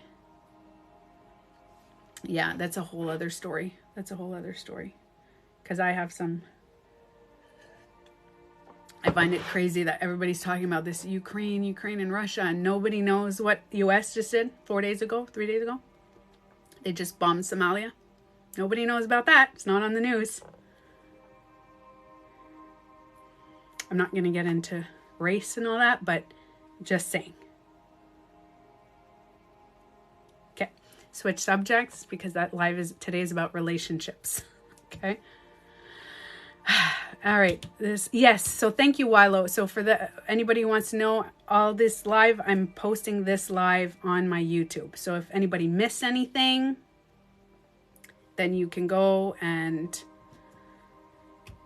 check out, what is it? You're in the army. Oh, what did you eat today? That's a random question. Just recently, an avocado. Is it in my teeth? Is that why you're saying that? Yeah. So yes, exactly. This live will be posted on YouTube. And okay, by the way, anybody asks, I just changed my website. My name is everywhere and I'm patent. There's a patent. I have registered patent. What am I talking about? There's registered Tanya Beauty Coach everywhere. Facebook, Instagram, website, YouTube, Tanya Beauty Coach, everywhere. So if you are ever wanting to look for me, you just write Tanya Beauty Coach. And beauty, if anybody's asking, I always talk about it, internal. My thing is as within, so without.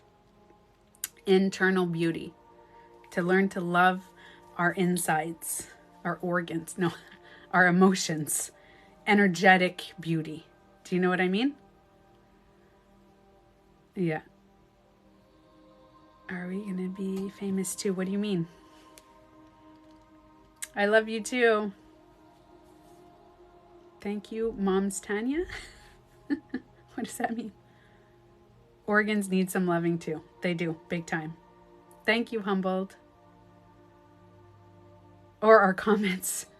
So I'm going to be honest, on YouTube, if you guys want to go follow me on YouTube, my YouTube is like, my YouTube is very, very low. Nobody goes on my YouTube.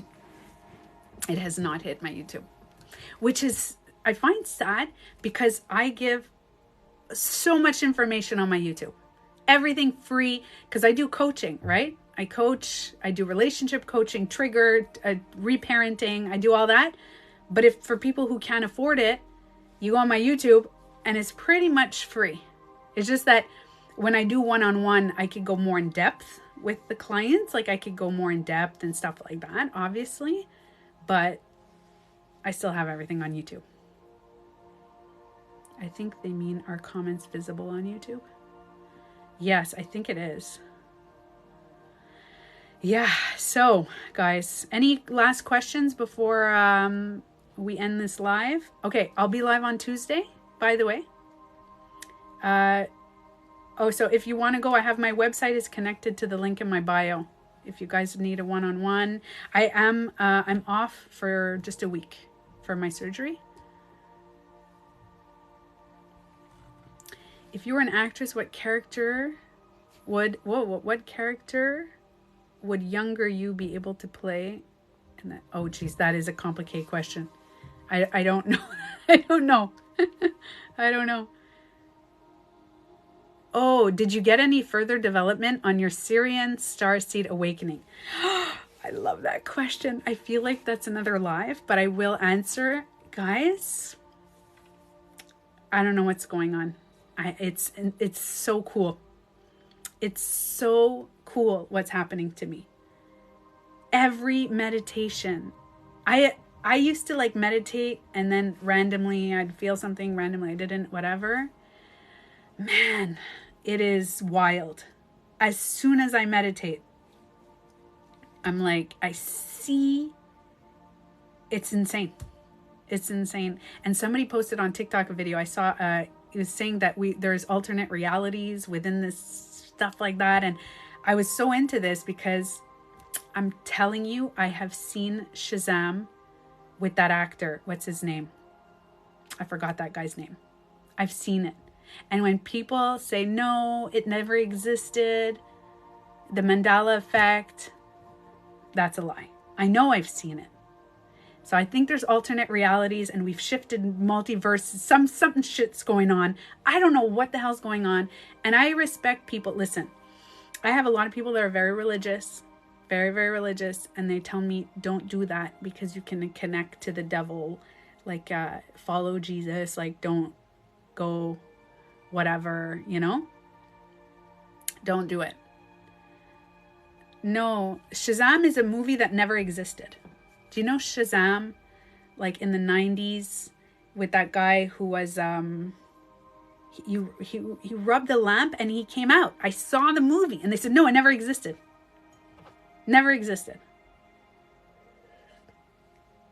And then there's Kazam. No, Kazam is the Shaq movie. Kazam is the Shaq movie. I never saw that one. I've never seen Kazam. But there's a Shazam that I saw with... What's the name of the guy, guys? You guys got... What's the name? What's the name? Remember that? I don't know. I don't even know. It's not even on the tip of my tongue. Yes, he was a genie. You didn't watch it many times. It doesn't exist. It was from the 80s? No, it didn't exist. Yes, also the Berenstain Bears, I know. Sinbad.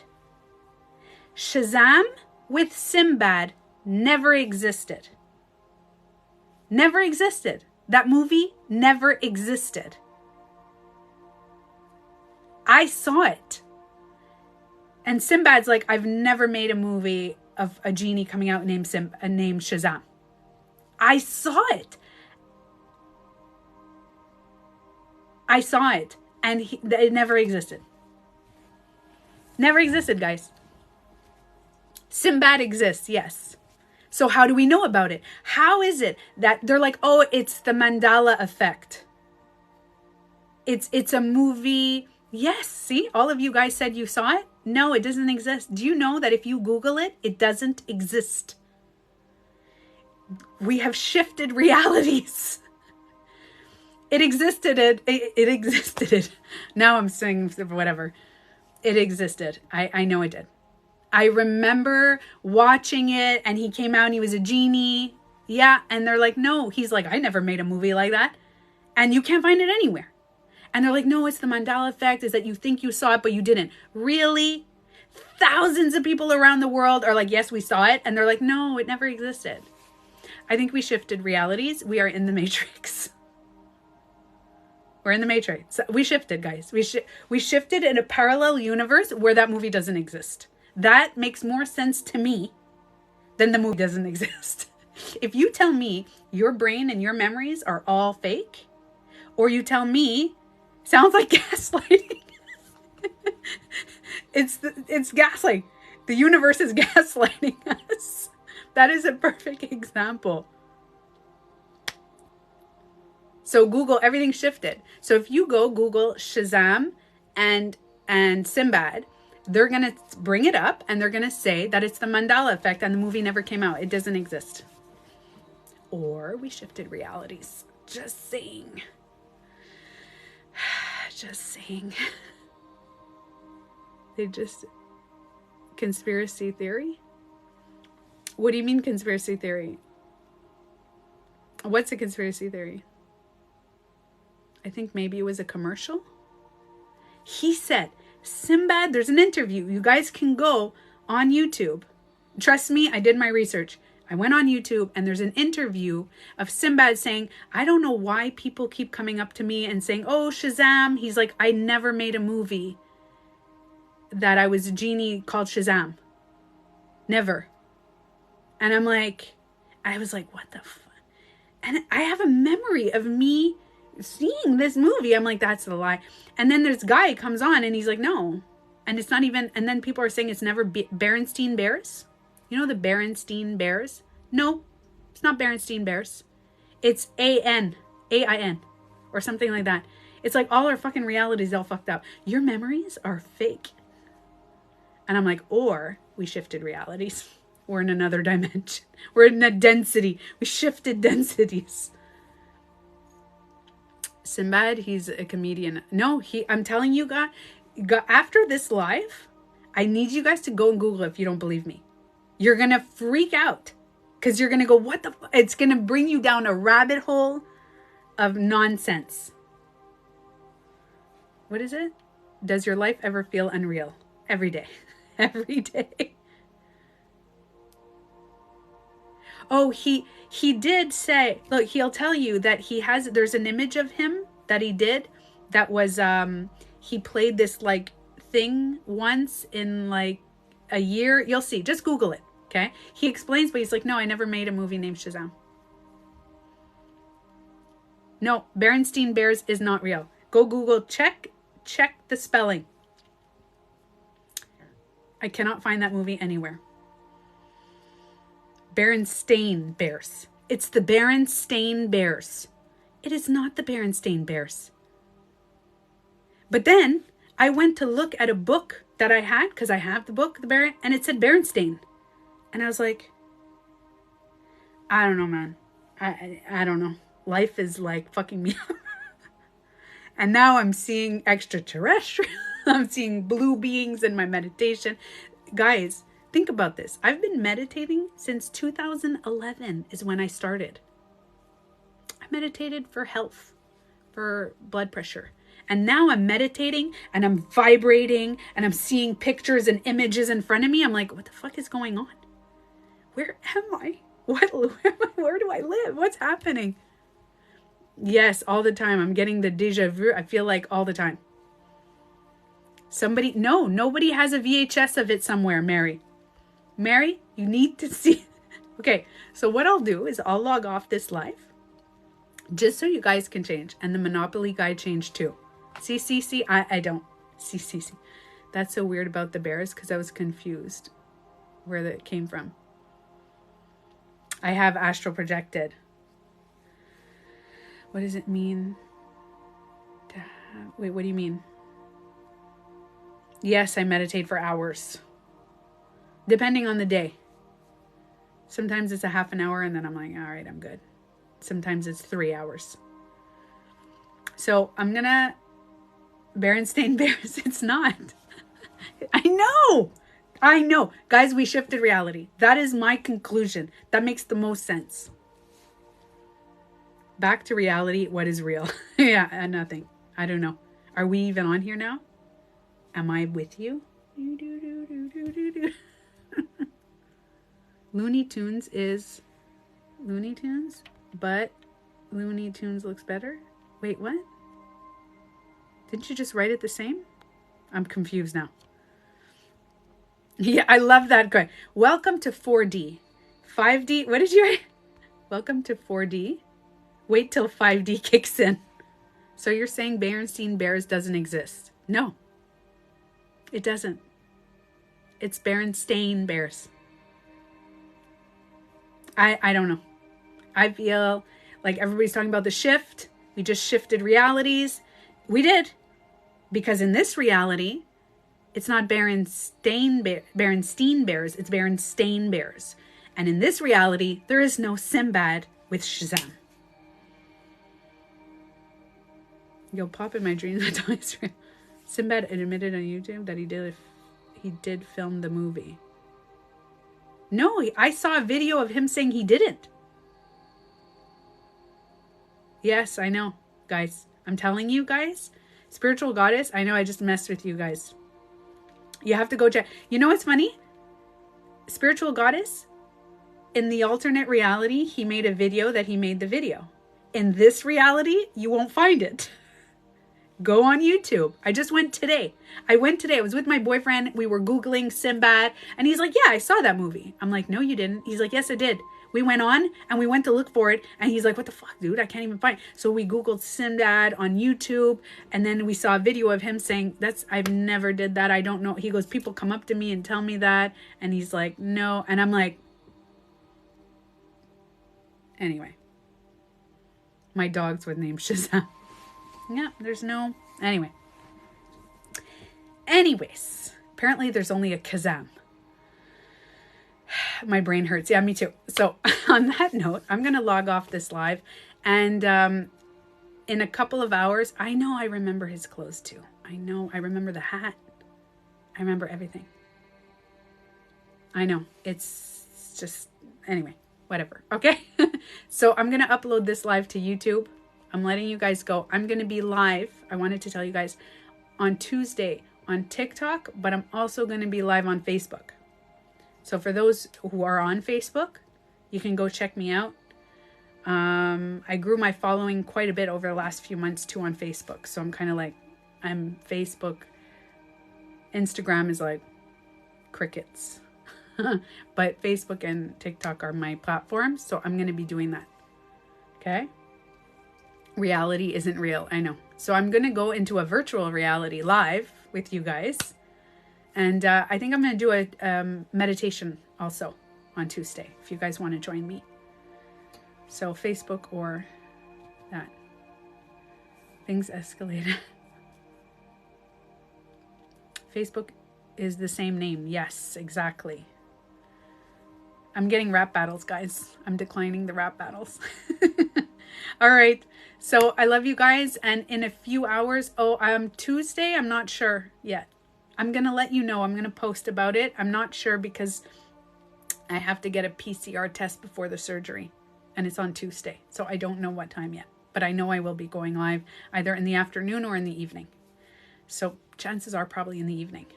Okay. Eastern time. Okay. Love you guys. Have a great day. My throat is dry now. I need to get some more water. And I'll see you guys on Tuesday. Okay. Love you.